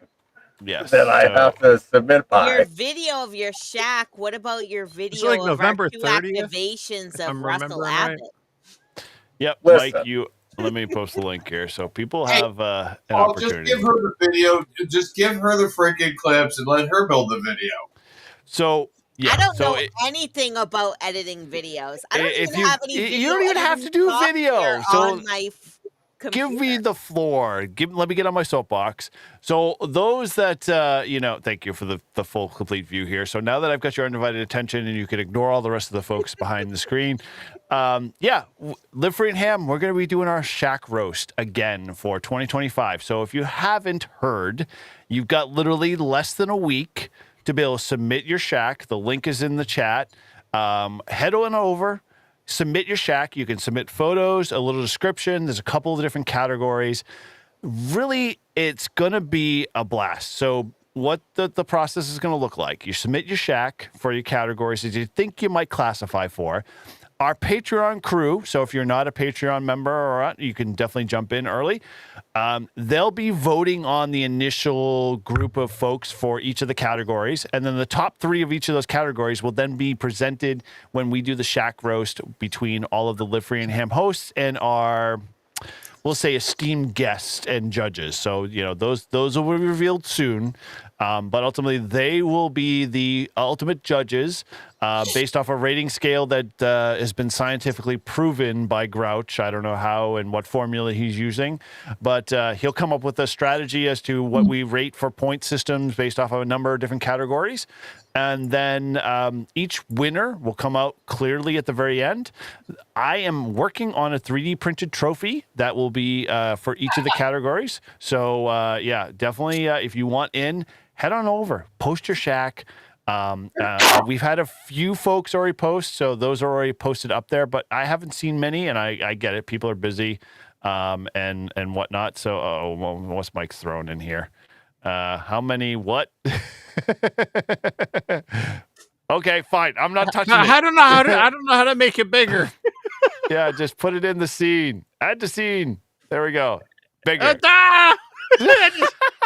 What is happening right Grouch, do something. Because you're the one doing it. Things at $20 each. Yes. How do you unpicking that screw?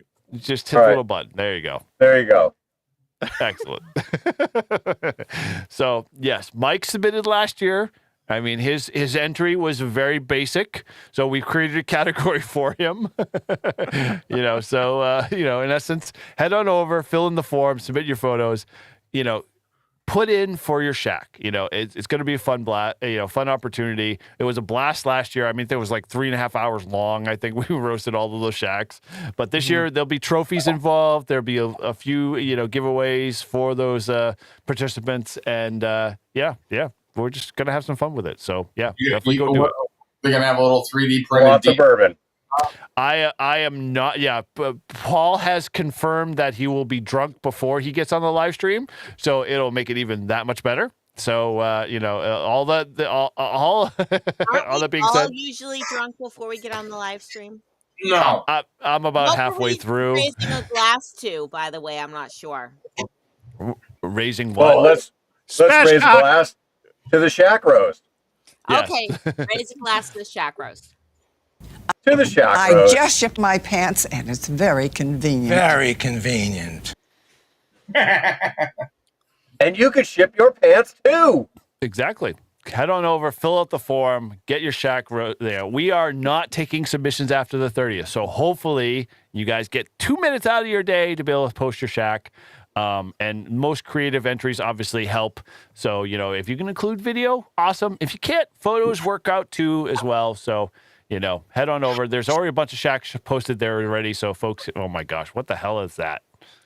Warning. To raise a glass, I would just like to say to my number 1 fan, Mike, Golf 0 Romeo Foxtrot Delta, my number 1 fan, my best ham radio friend. This is for you, Mike.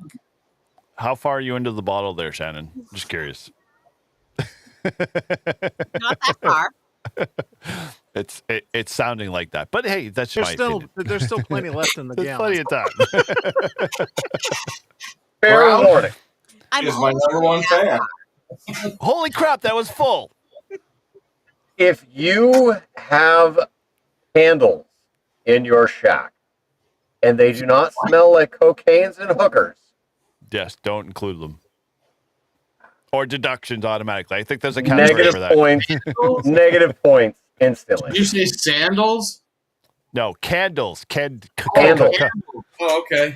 Oh, I Yes. almost stole yours. So Yes, you did. There's hookers and Okay, hookers and Mike blow. Golf Zero Romeo Foxtrot Delta is a good friend to all of us. He is Oh my gosh. subscribed to many of us. Okay, he's subscribed to Paul. He's subscribed to Eric. He's subscribed to me. I wouldn't be surprised if he subscribed to the Mikes. Okay, he's an amazing radio ham, and he deserves our love and respect. So that's why I raise my glass. Raise a glass. Yes, we got it. Any no, more toast you want to do, Shannon? Because I'm only at 150 still. Shall we toast to I don't know. I'm lost for words. Hey, my dad, who is a silent key, started off life as WB2MEQ. And then he got out of ham radio, and then he got back into ham radio after I did.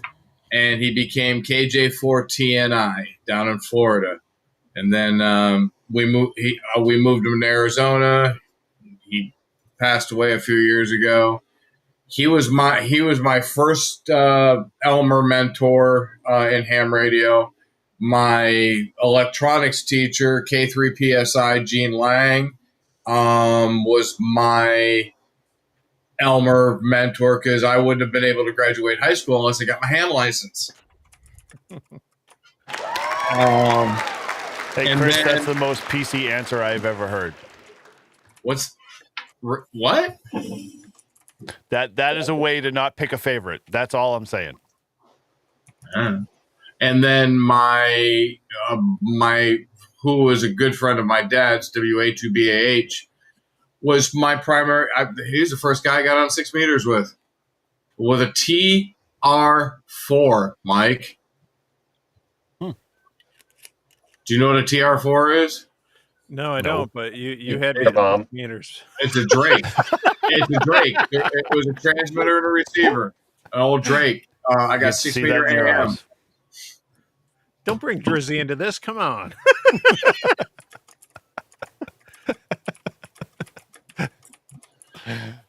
Hey now. This hurts. This hurts.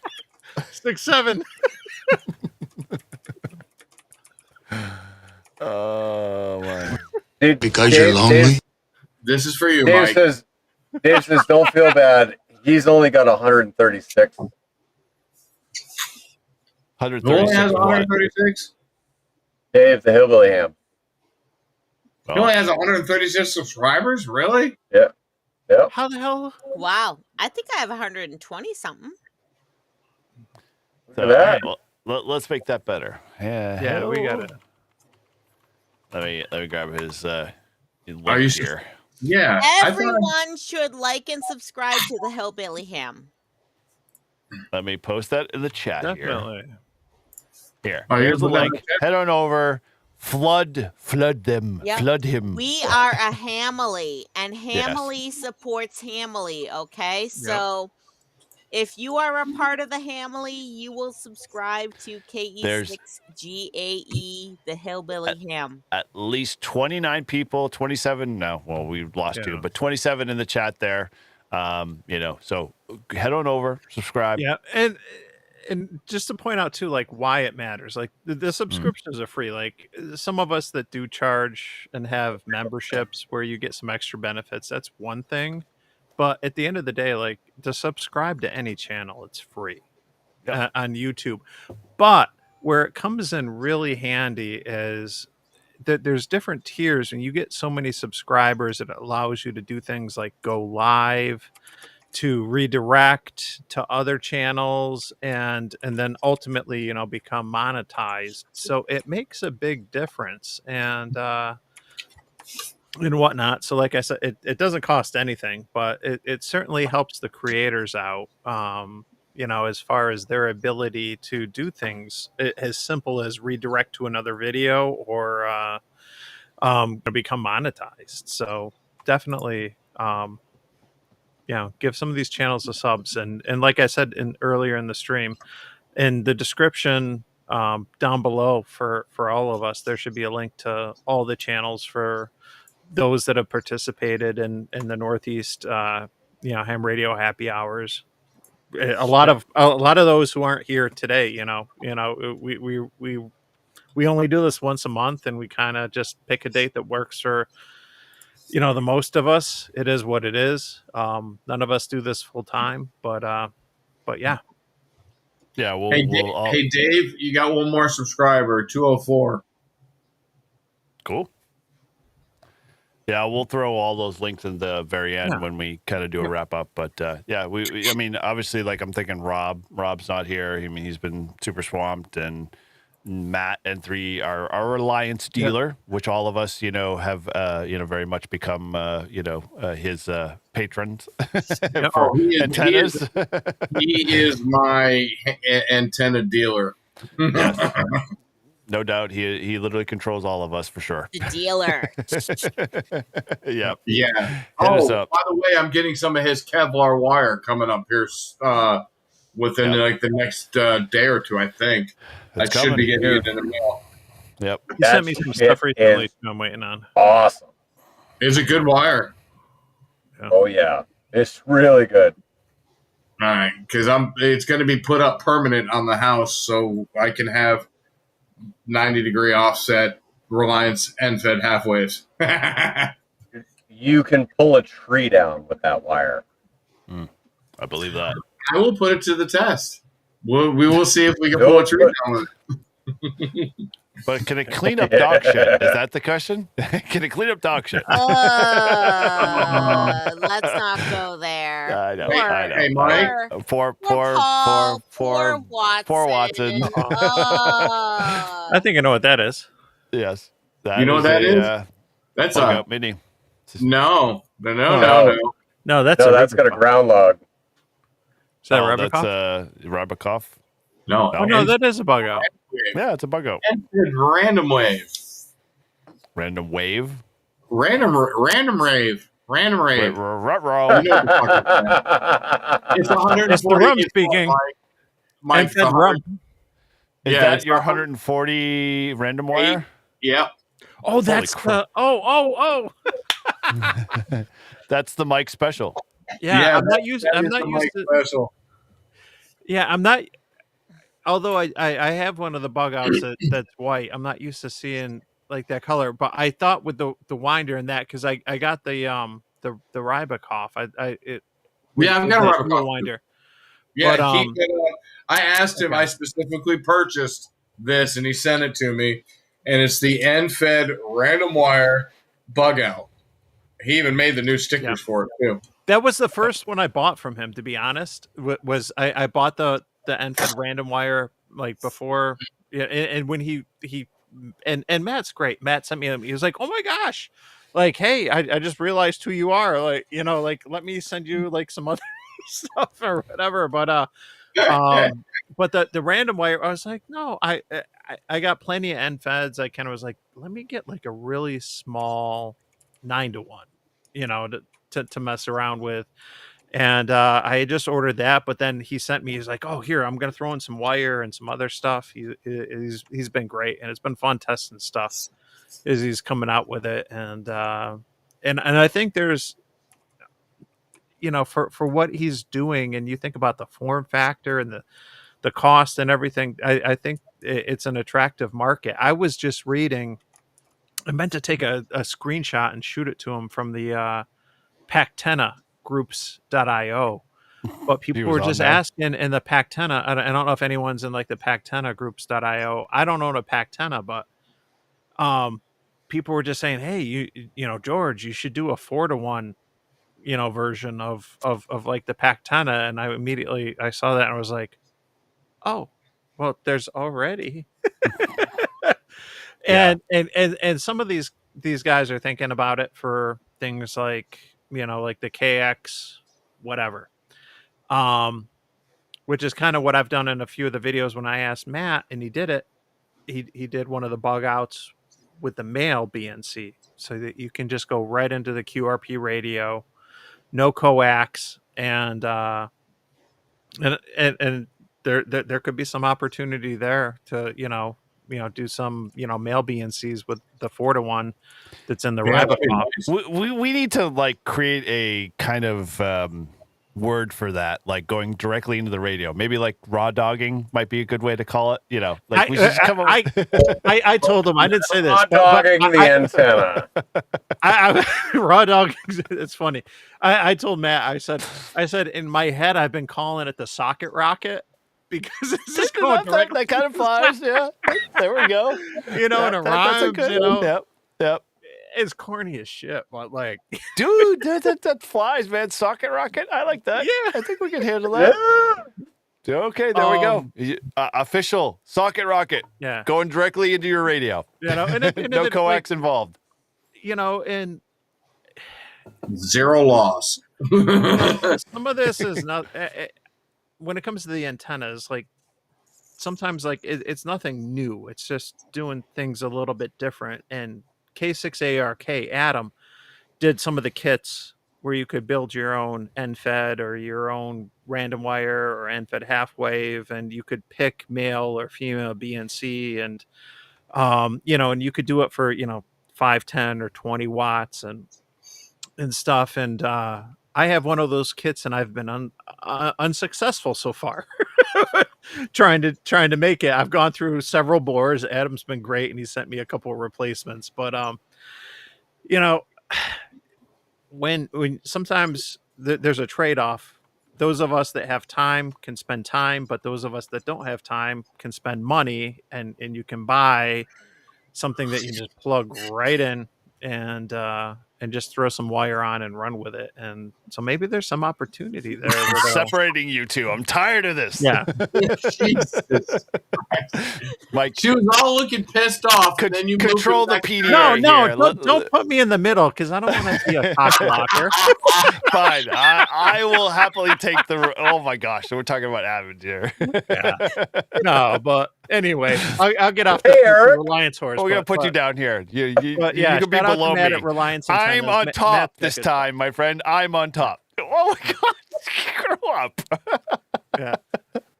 I'm going to put you in the corner. This is the only time baby's going to be in the corner.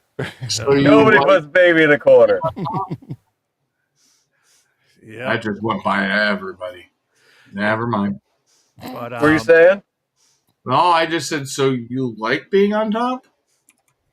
Dude, no, I am totally Eric prefers on that to be on the bottom. Sometimes, only with you. There is a, wait, go back to that. That is like, that has to happen. I am so tired of the Christmas, like tree farming, Hallmark bullshit. There needs to be a ham radio Hallmark movie. Come on, let's get this happening. I will watch it. I will be the first one to watch it, and we'll watch it the whole entire season of Christmas because I'm tired of seeing the bullshit tree farmers getting involved with the, corporate America girl and whatever. I'm done. I'm just done. I don't even know what the hell you're talking about. A ham radio Hallmark love story. I'm there for it. I'm just saying. Totally. I will buy into that 100%. I'm going to write to Hallmark, and they're going to create that damn thing. They will have an audience in, full gaze watching that whole entire thing. they'll watch it on a replay. What? What? Nothing. Excuse me? Baking powder? Yeah. Well, makes you look like an ass. Poor Mike. Leave the world behind. Woo! I know it's not a Hallmark movie, but did any of you guys talking about the End of the World movie? Yes. On Netflix? That was, yep. Yeah, that was sad. That was a very sad movie. Yeah. That was a Yaesu radio, though. It was a Yaesu. We need the Icon one. Well, there'll be an Icon version, but it'll be much shorter. Yeah. But I think for those of us who are still hanging strong on this, now we're down to 29 viewers. Yeah, I know, right? We've really lost audience. But the dedicated hams and Gen Xers, to kind of see like that radio room, and then see the Friends DVDs put in. Oh, yeah, I know, right? I was just like, yes. A like they knew they could get to me. They Always understood me. the feels. For the love of RF, there you go. Yep. For the love of RF. For That the love actually of works. RF. I think we're onto something here, man. I'm gonna have to reach out. Well, I have to say that I can't remember who was it that I was talking to about it. Was it you, Paul? We were talking about the possibility of maybe having a a dating game episode of Live Free and Ham. Yes. I had a good name for Why it. do It was I like have to with keep separating you? matching or something. It was Why are you separating us, Eric? Don't hate. I'm not hating. I'm just controlling. What? The ham radio matchmaker. Oh, we have way too many I males had already, for female. I had already come up with some questions, like Bachelor #1. If I we am were to go on a sure- ham radio date, like what would it be? And I am sure I can get other YLs, including She's on Frequency and Pota Power would be another one. married. Matching doesn't network, matter, that was it. but in essence, if you're doing this matchmaker fake thing, game show, But it's not fake. It's real. I see. I didn't know we were making a mate for you. Sorry, I didn't know this is my responsibility. All of a sudden. We're supposed to be finding a new lifetime. When did this partner happen? for socks? I didn't know that was my mission. Hey, Mike, can you take this back, please? Yeah, please. Take it back, Mike. We're apparently on. Take control, please. I had hold a on, name hold for on, it hold back on. then. We'd have to look, but what do I call it? Like the matching network or something, or on Listen, I always said that there should be a legitimate dating site for ham radio operators, but I would probably be the only YL on there. Well, But- didn't we say it would be only hams or something like that? I mean, I think only hams already exists in a jokingly fashion. It does, but why not make it a reality? That's what I'm saying. But, I would probably be the only woman on there. But Dave, you have no clue how far this could go off the rails. Well, the domain is we can available. try. Oh, we there can you go. we can try and find some other ladies for the matchmaker show. see, even But- Chris said, Shannon, if that happens, you will be the only YL on there. See? So Paul, All right. we'll just point to this on top of Live Free and Ham, just with Carlos, just like men for Carlos, and Get Hammed, and all of the other ones. But, we'll just be only hams. Single OMs, if you want to be a contestant on the ham radio Live Free and Ham dating show, I think Paul and I are planning a Live Free and Ham dating game, and I was already coming How is up this with Live questions. Free and Ham sanctioned? How did this get to Live Free and Ham? I'm still kind of curious as to how the Live Free and Ham aspect rolls into it, but whatever. Yeah. But, Unless I you're mean, pulling from our audience. I don't know if Paul being a contestant on there possibly is a conflict of interest.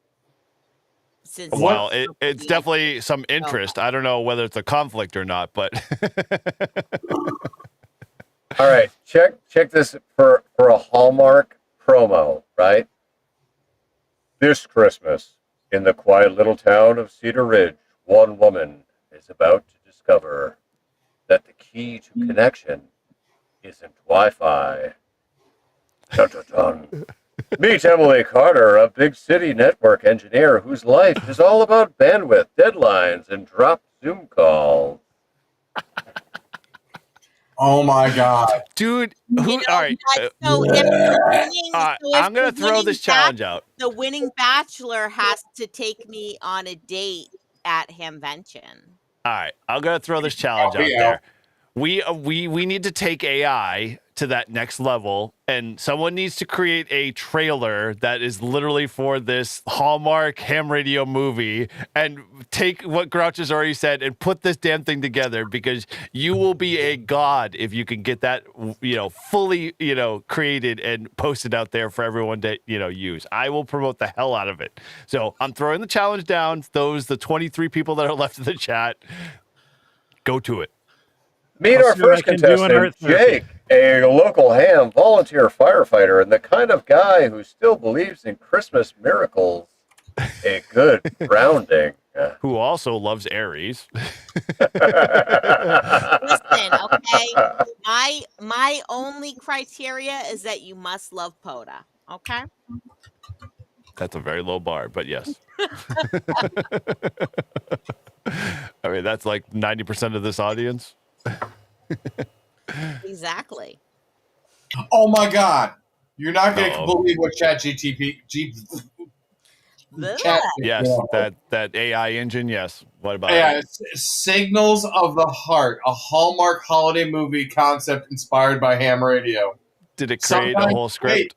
Wait, sometimes the strongest connection is the one you can't see. Oh, dude, you got to send this to me. I got to get into the AI engine and make a whole trailer video on it. Dude, there's a plot summary. Oh my God, this is awesome. Is it starring KC1OHT and N1NUG? Why does it have to be you guys? Well, there's plenty of other supporting actors. Because I'm the only single YL out there. Why does it have to be female and male? Why can't it just be like two partners? Oh, yes, Eric wants the gay Hallmark movie. It might as well if we're really going to this level. I just sent it to you in Discord. Sweet. I will do my best job. Thank you. Oh my God, there's going to be a Christmas Eve blizzard. Oh my God, the power goes out and all communication is lost. Yes. Eric's like, and I am the best bottom that ham radio ever existed. All I have to say is that Paul will be writing the trailer and intro music. He does have the best AI He does. videos. So. Oh my God, dude, this is gonna be crazy. We're gonna have to make this happen. You know, I gotta share something as we're talking about this. So, those of you probably know my fondness for the movie Fletch.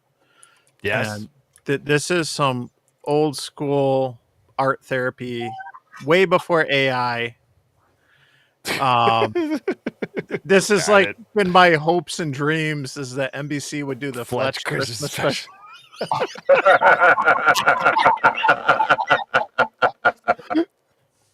You gotta have a sense of Mr. Bergen, you have a massive erection. Really? Really? Hey, that's a good movie. Good movie. The romantic let's climb the roof and fix the dipole together moment. Oh my God. Oh, we have to run with this one. I know what I'm going to be doing. Let's erect this antenna together. All right, I have a better one. Here it is. Here it is. Get your VPNs ready. Bipoles after dark.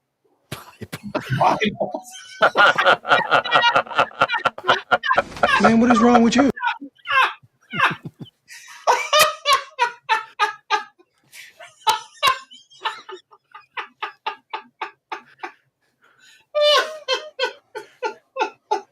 That resonated with Michael. Michael's laugh is just like he's trying to be a YL. Erecting that big, hard, stiff black mast. Oh my God, it's funny. Bipoles after dark. CQ Singapore, November 3, Mike Foxtrot Lima calling CQ Singapore with N1JUR calling CQ. I love you guys. You make my job so easy. Bipoles after dark. So we're going to shove as much as we can up in there. Oh, yeah. Oh, that's good. Anyway. So good. We're really at the end of the rope here.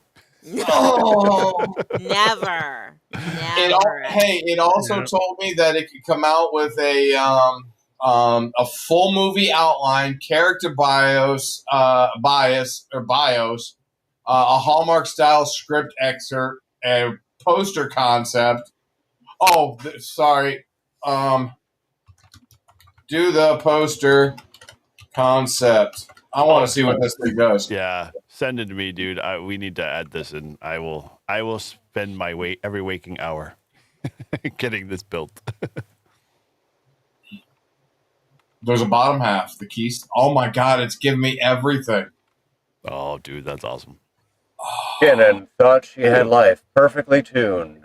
Big city network engineer, big promotion on the line, and absolutely no time for small towns.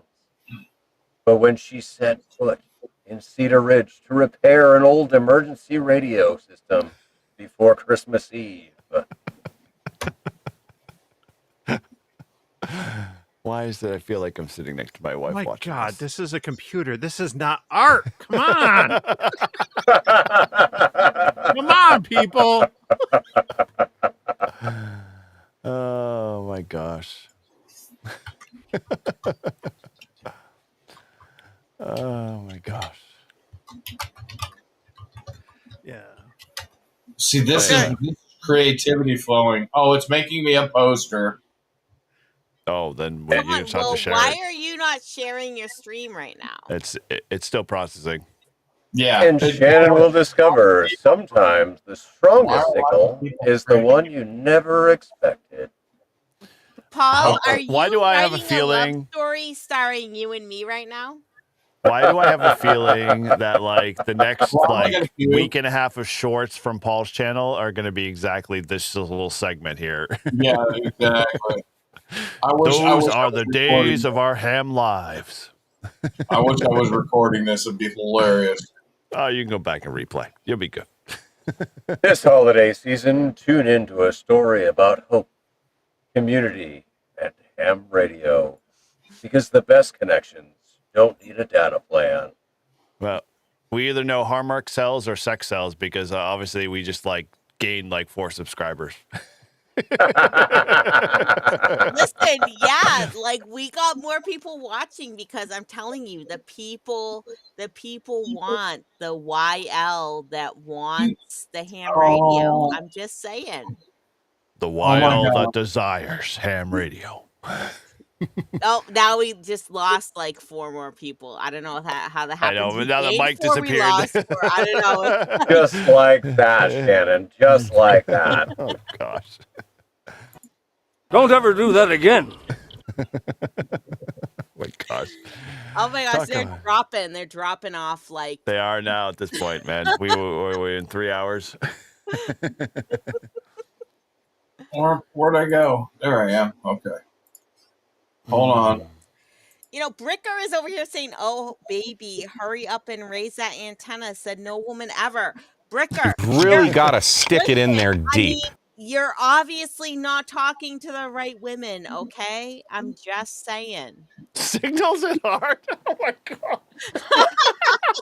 Listen, that could 100% that is be me. awesome. Dude, that is freaking awesome. Oh my gosh, that little ham radio antenna microphone. Oh, there's a I button. love it. I Dude, mean, you gotta read what I sent you. Dude, I am going to do this. I'm going to create the trailer for that and, you know, a little bit of a bumper. And then I'm going to throw it on my YouTube channel. And then when I'm sitting there in the living room, my wife's like, oh, I want to tune in a Hallmark channel. I'm just going to go to my YouTube channel and play this and watch her reaction to see what the hell she thinks. Because I come to she's like, this cannot happen. This is ruining Hallmark for me. How can I share this whole? I can share it with you, Eric. Please so do. Yeah. Send it my way. All right, I'm going to share this whole thing with you. And This Christmas, love is on the air when big city network engineer Shannon is sent into a tiny mountain town to fix an emergency radio system. The last thing she expects to find is Jake, a small town ham who still believes in Christmas miracles and good grounding. As a blizzard knocks out the phones and power, Shannon and Jake must rely on one tiny signal to keep the town connected and discover a frequency that reaches straight to the heart. You got to put a little echo on your voice next time. About how Shannon's heart was so broken because she's like a widow at the young age of 41. Boys echo. Was that in ChatGPT? What's that? Say that again. Ask the question again. Oh, was it in ChatGPT that Shannon's heart was so broken because she was a widow at the age of 41? No. All right, here you go. This Christmas, love is on the air. After losing her husband, Big City network engineer Shannon has learned to keep her heart and her life tightly guarded.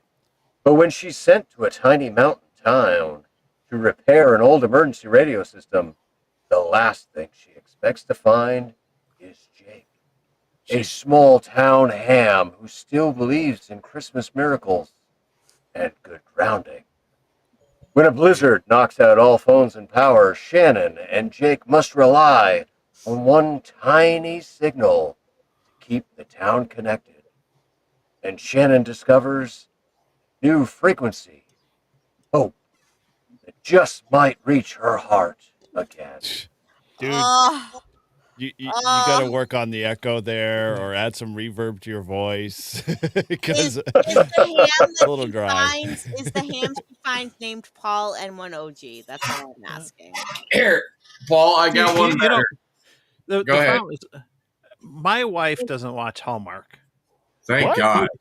She watches how are you so lucky? all the crime stuff, like all the. She serial prefers killer Lifetime, crime the stuff. man-hitting channel. Like so it's like the Dateline crime, whatever it is, So Mike, she's trying to figure out how to kill you and get away with it. So for me, it would simply be, and I don't need AI for this. It would be, like if you want to do like the ham radio serial killer thing, it's like, it was an ordinary pancake breakfast, or was it? Because that's like how all these things start. Like it's just like, it was an ordinary day, or was it? Because maybe I found that more amusing than everyone else. Mike's wife discovers RF and the power of communication. Wow. All right, you want to hear what this one says? It says, when a big city tech marketer returns to her snowy hometown for the holidays, she unexpectedly reconnects with a mysterious ham radio operator whose comforting voice got her through a difficult winter when she was younger. Little does she know that the voice belonged to the quiet, kind-hearted man who's been living across the street all along. And his name is Mike N2MAK. Oh, she's got a speaker mic. It's connected to his radio. That's cool. That's some serious gray man shit with the scarf and the speaker mic. Like that's like tactical. You don't see coming. Like you don't see that. You don't see that regularly. It's tactical. I love the fact that if you haven't noticed that, like, one of the actual Christmas trees is a tower. Yeah, it's a ham tower. That's actually in the description of this whole thing. Yeah, that's awesome. That's awesome. Everyone's ham radio tower should be a Christmas tree. Just saying. What about Christmas lights on the air? Okay, who has made Christmas lights into antenna? Because Josh. I have That done would be Josh. I did it because Josh did it. Okay, it was amazing. Paul, you've done it. Did it? You get a heart, Paul. Oh my gosh, let's move this over here. I'm tired of this. Oh wait, wrong side. No. Hey, Sorry, Mike. Wrong way. There you go. Oh, yeah, buddy. Oh my God. See, even KB5UTY said that they have made a Christmas light antenna, okay? Christmas lights on the air, Clota, is amazing. There's people still watching? Yes, there are. People watching. And it's increasing last time I checked. Oh. But, We did so good for the first 2 hours. Okay. Well, hey. We are here for the N1OG Blind squirrel gets a nut every once in a while. romance novel. Hallmark movie coming soon. Wait a minute. Are we taking off our shirts and doing Fabio? I mean, I don't think that would be allowed for me, but maybe for you it would be. I'm pretty tired. Think I'll go home now. Maybe shirtless live streaming is a Weekend Warriors only thing. That's more or OnlyFans. You know, one of the two. You know, that and gay Dude, chicken. We had a Weekend Warriors after chat. That the entire after chat we were all shirtless. Oh my gosh. I wasn't there for that one. Way to drum up the views there. Yep. See if you can find out which episode that was. You want to go to Weekend Warriors after chat right now? Good luck. It's a members only. So. Yeah. Thank God. After all of these memberships that have been gifted out this weekend, this evening, I'm sure I'm a member somewhere. Oh, I believe it's Patreon members only. You notice what I noticed something when I gifted the 10 that Shannon was gifted a membership to Paul's channel, and shouldn't she already have been a member of Paul's channel? Apparently, why would I be a member of Paul's channel? You were last month, the last time I recall. I think you got one of the 5 gifted. She was gifted one last month as well. So she's on that train then. She's on the free membership train that happens literally once a month when Tortise gets paid. I was very much a first class passenger for that for a long time before somehow I fell off. I was $20 super chat. Yeah, put your shirts back. All right, only $20. Come on, my shirt says send QSLs. What does that tell you? No. Okay. Let's remove that from the scene there, friend. We are not a friends only show. Oh my gosh, I can't fix the view. Oh boy, Take it all off. Oh my gosh! Wow, this is the me talking at this point. And on that note, hey, y'all have a very good Thanksgiving. Thanks for watching. Talk about a done turkey. Anyway, Paul, if you could be any paler, can't help it. He's about as white as Mike's legs are. Yeah, my legs are whiter than that. Oh God, that hurt. Suck. Anyway, live stream if somebody doesn't end up shirtless, right? Sadly, I don't think I've ever been on. This is my first one. Yep. All right, how much money you guys gonna give to Paul? Oh my God! Oh my gosh! I don't have a clip for this. You're a huge embarrassment. I don't have a clip for this. All right. Well, maybe we should start to wrap it up. Yeah, I think so. Thank you, Mike. Appreciate that one. To wrap it up. I'm gonna start. There's always one. I'm gonna start sending nudes to all of my channel members. It is $5 to get a nude. It is $25 to not get one. Get a nude. So please just submit whichever way you want to go. Let me know. Yep. With the 100%, Bob Koff's only willing to charge you $150. So I don't know what that one relates to.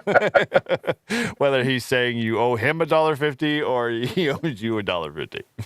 Jack and Jill went up the hill, both with $1.25. We won't finish that one. So we are going to end at Signals at Heart. So, Mike. So to wrap things up. But stay tuned because maybe Paul and I will start an After Dark live stream. Oh boy, my gosh! Shannon's been chomping at the bit. Members only. I'm not gonna go there. That had a very inappropriate joke. Very inappropriate joke. Oh, come on, Mike. What? Let it out. We all know this reference. I'm the king for polio. 24 viewers. Give me for my bunghole. Give me for my bunghole. Mine. Yes, we'll end with that one. So, anyway, shall we go around the horn? Yeah. All right, Michael. What do you got coming up this week? I know you want to play POTA. Yes. Me? Yeah. Yes. Oh, yes. I want to play POTA. Let's play POTA. POTA. I see Chris left, so I'm going to have to call him. I hope everybody has an awesome Thanksgiving. All my kids are out of the house, so it's just the wife and I, so we might just go down to the Chinese restaurant. Yeah. It's I really, really hope that everybody has an awesome Thanksgiving. I hope that you guys get to see family, friends, loved ones, and cool. Party on. Thanks for coming. Yeah. Awesome. And let me throw his link there in the chat if you have not subscribed to Mr. Tortise and his wonderful content. There you go. Sweet. What about you, Eric? Oh, over to me. Yeah, N1NUG Amateur Radio. You can find me everywhere. I have to say that I have been a little bit asleep at the helm there. I've got a couple of members' videos that are in the queue, but I have not converted them over, so they're coming soon. But if you want to get advanced access to, like Grouch says, check me on Patreon, check me on YouTube. Channel members, and I thank every new YouTube channel member. Appreciate all you guys being part of that. Looking forward to reaching out to you guys and sharing some cool stuff. I guess from a standpoint of videos, I think I've got one in the pipeline related to my all-star setup in the back of the truck. So that'll be kind of like an addition to my truck series that I already did for HF. So that's coming soon. We'll just be doing Brew and Activate every Fridays, 10 a.m. Check us out over there, Shannon and I. We're very much more coherent at that time frame. We're only hopped up on caffeine, so it's not that bad. But yeah, we had a really good episode this Friday. I really enjoyed it. That was a blast talking about how to get POTA in your clubs. But there'll be more stuff coming soon, so check that out and come be part of Shannon and I's channel. And from a standpoint of me, just subscribe and become a Patreon member, and you'll get all some cool stuff. So yeah, that's all I got. All right, Shirtless Wonder. What you got? All right. So for those that don't know, all right, we're going to be doing a Weekend Warriors podcast tomorrow night, live on the Grouch's stream. Okay. Do it now. Let's do it now. I promise it's going to be good. It's going to be very good. It's going to be bigger than you've ever seen.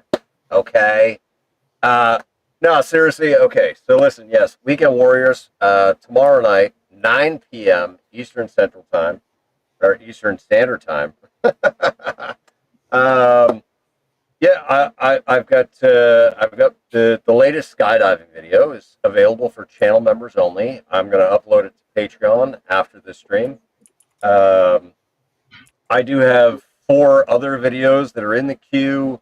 I apologize that it's taken so long, but I am dealing with power problems here at the drop zone. So I am only able to edit for a few hours at night. Otherwise, the system gets overloaded. So thank you to all my channel members. Thank you for all of the channel member milestones. Look at that. Holy shit. We got channel member milestones. We got Chris Bricker, member for eight months. Wow. Saying he'll drop this right here. And we got KB5 UTY, Dave, member for 3 months, saying here's my $25. So thank you so much. Listen, channel members, Patreon members, super chats, and all of that good stuff. I put all of that money directly into skydives so that I could do extra skydives. I am hopefully going to do a parachute mobile tomorrow. Unfortunately, I will not have video of said parachute mobile, but I will record the audio on my radio. so I'll put the audio up anyway. And yeah, I just want to say thank you. I absolutely love when we get together, the Northeast Ham Radio YouTube crowd. This is always a good time. I always like drinking with you guys because you guys, you're my friends. You're my friends. You're what I got. So you're my thank boy, you. Blue. You're my boy, Blue. We're going streaking. And with that, I'll say, thanks again. Appreciate everybody that's, been a member and been watching on my channel. But I'll turn it back to Net Control. Thank you. Shannon? So remember, if women don't find you handsome, they should at least find you handy.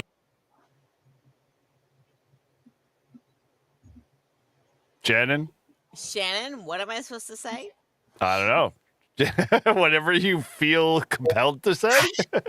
What's going on? Wrap it up. You know? Wrap it up. Wrap it up, box.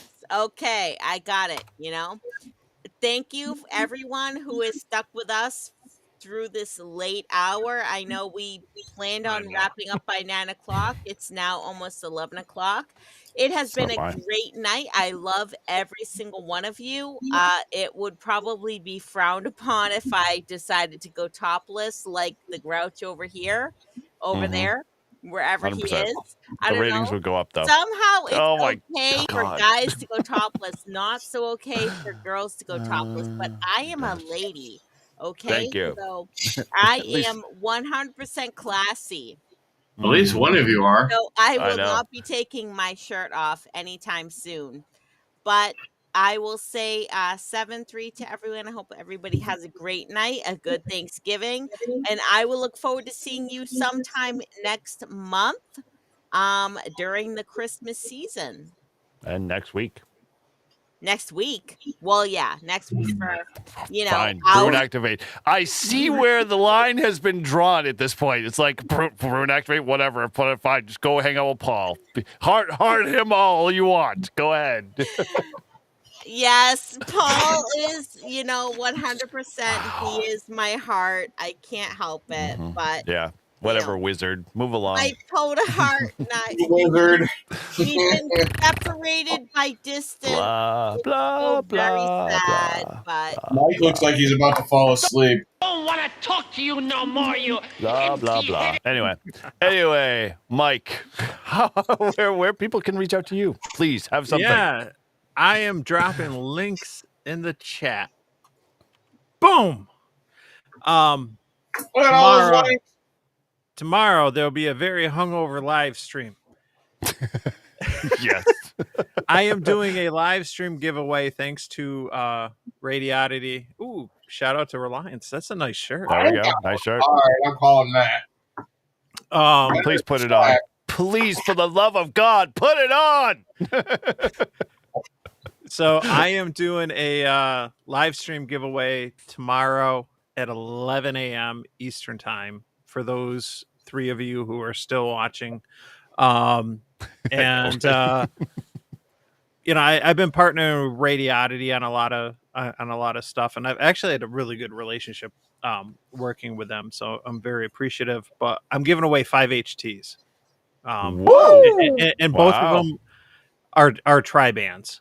So we're doing a 5 HT giveaway tomorrow.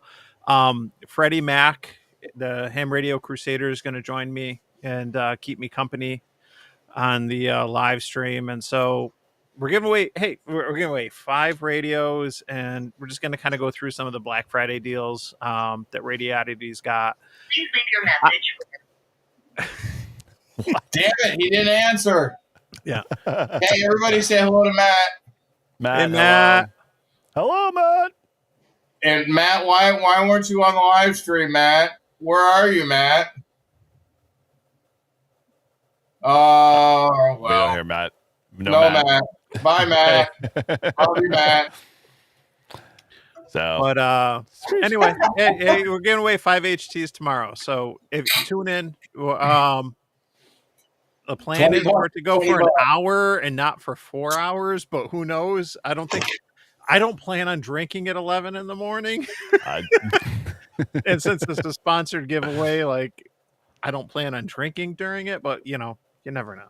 But I will have a shirt on. I'll at least say that much. So I will. What kind of radios are you giving away, Mike?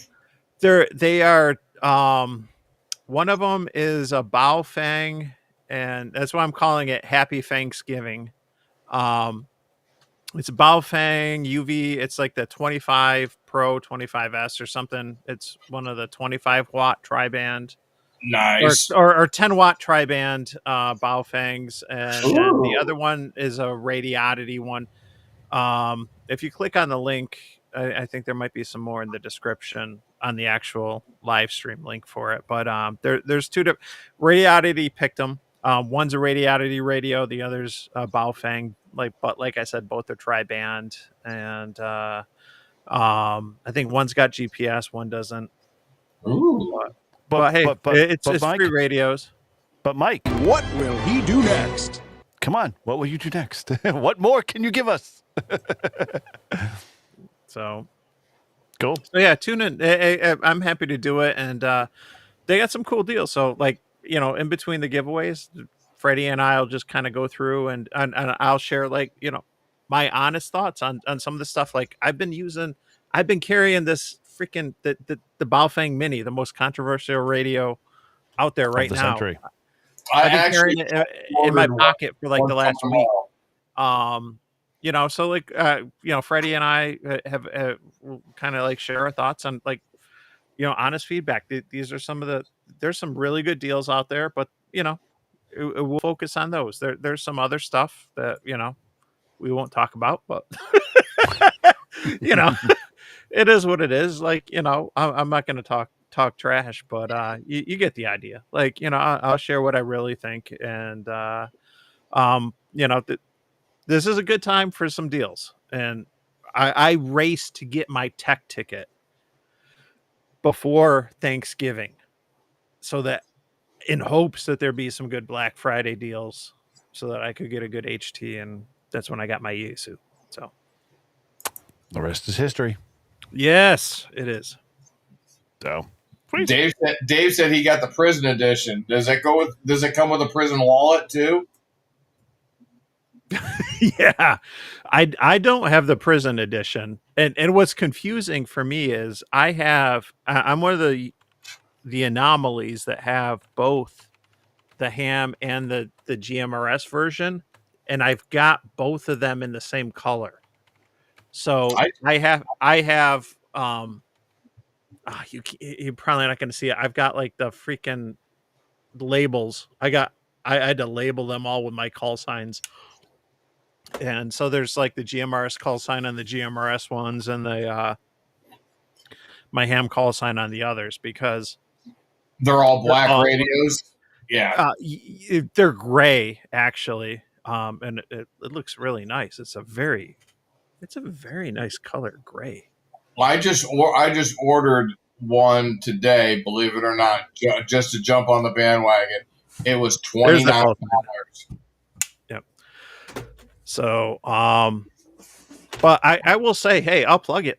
These are really nice radios if you look at it for what it is. If you're going to EDC a radio, I was at a conference out of town last week. I spoke on stage at a conference with this in my blazer pocket, and nobody was like, "Hey, is that a Baofeng in your pocket?" You're happy to see me. I have, yeah. And I wear. Well, your antenna was probably pointing the wrong way. That's why, Mike. Hey, I was. We can talk about cross polarization on another stream. Yes, exactly right.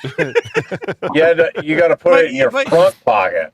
But if you've seen my photos on the social medias and stuff, and you see me out doing some stuff with the dress clothes on, I wear dress stuff for work, and I've had Baofengs in my pants pocket and suit pockets and stuff the last week plus, and this thing is so small, it's very EDCable, and that's interesting, I think, from a ham perspective, because is that a thing? EDCable. Yep. I didn't know that was an actual adjective. That's the new term. The new adjective I haven't heard yet. Hey, trying to combine all the ham adjacent hobbies, right? You know. Superb. Mm-hmm. Prepping, you name it. Very cool. All right. Well, I think we're good. Yep. Are we ready to send this finally, off to, its final resting place? We'll do it live. Yep. Okay. Well,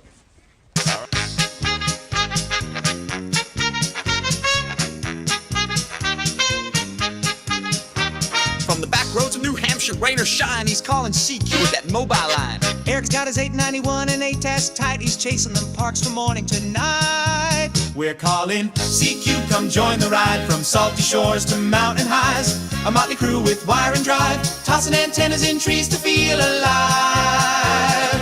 Once a month we light up the stream. It's Northeast Ham Radio, living the dream. Izzo's in the woods with a stogie lit, got his logbook down and a chair that fits. But toss him a chip with that barbecue tang, you'll get around.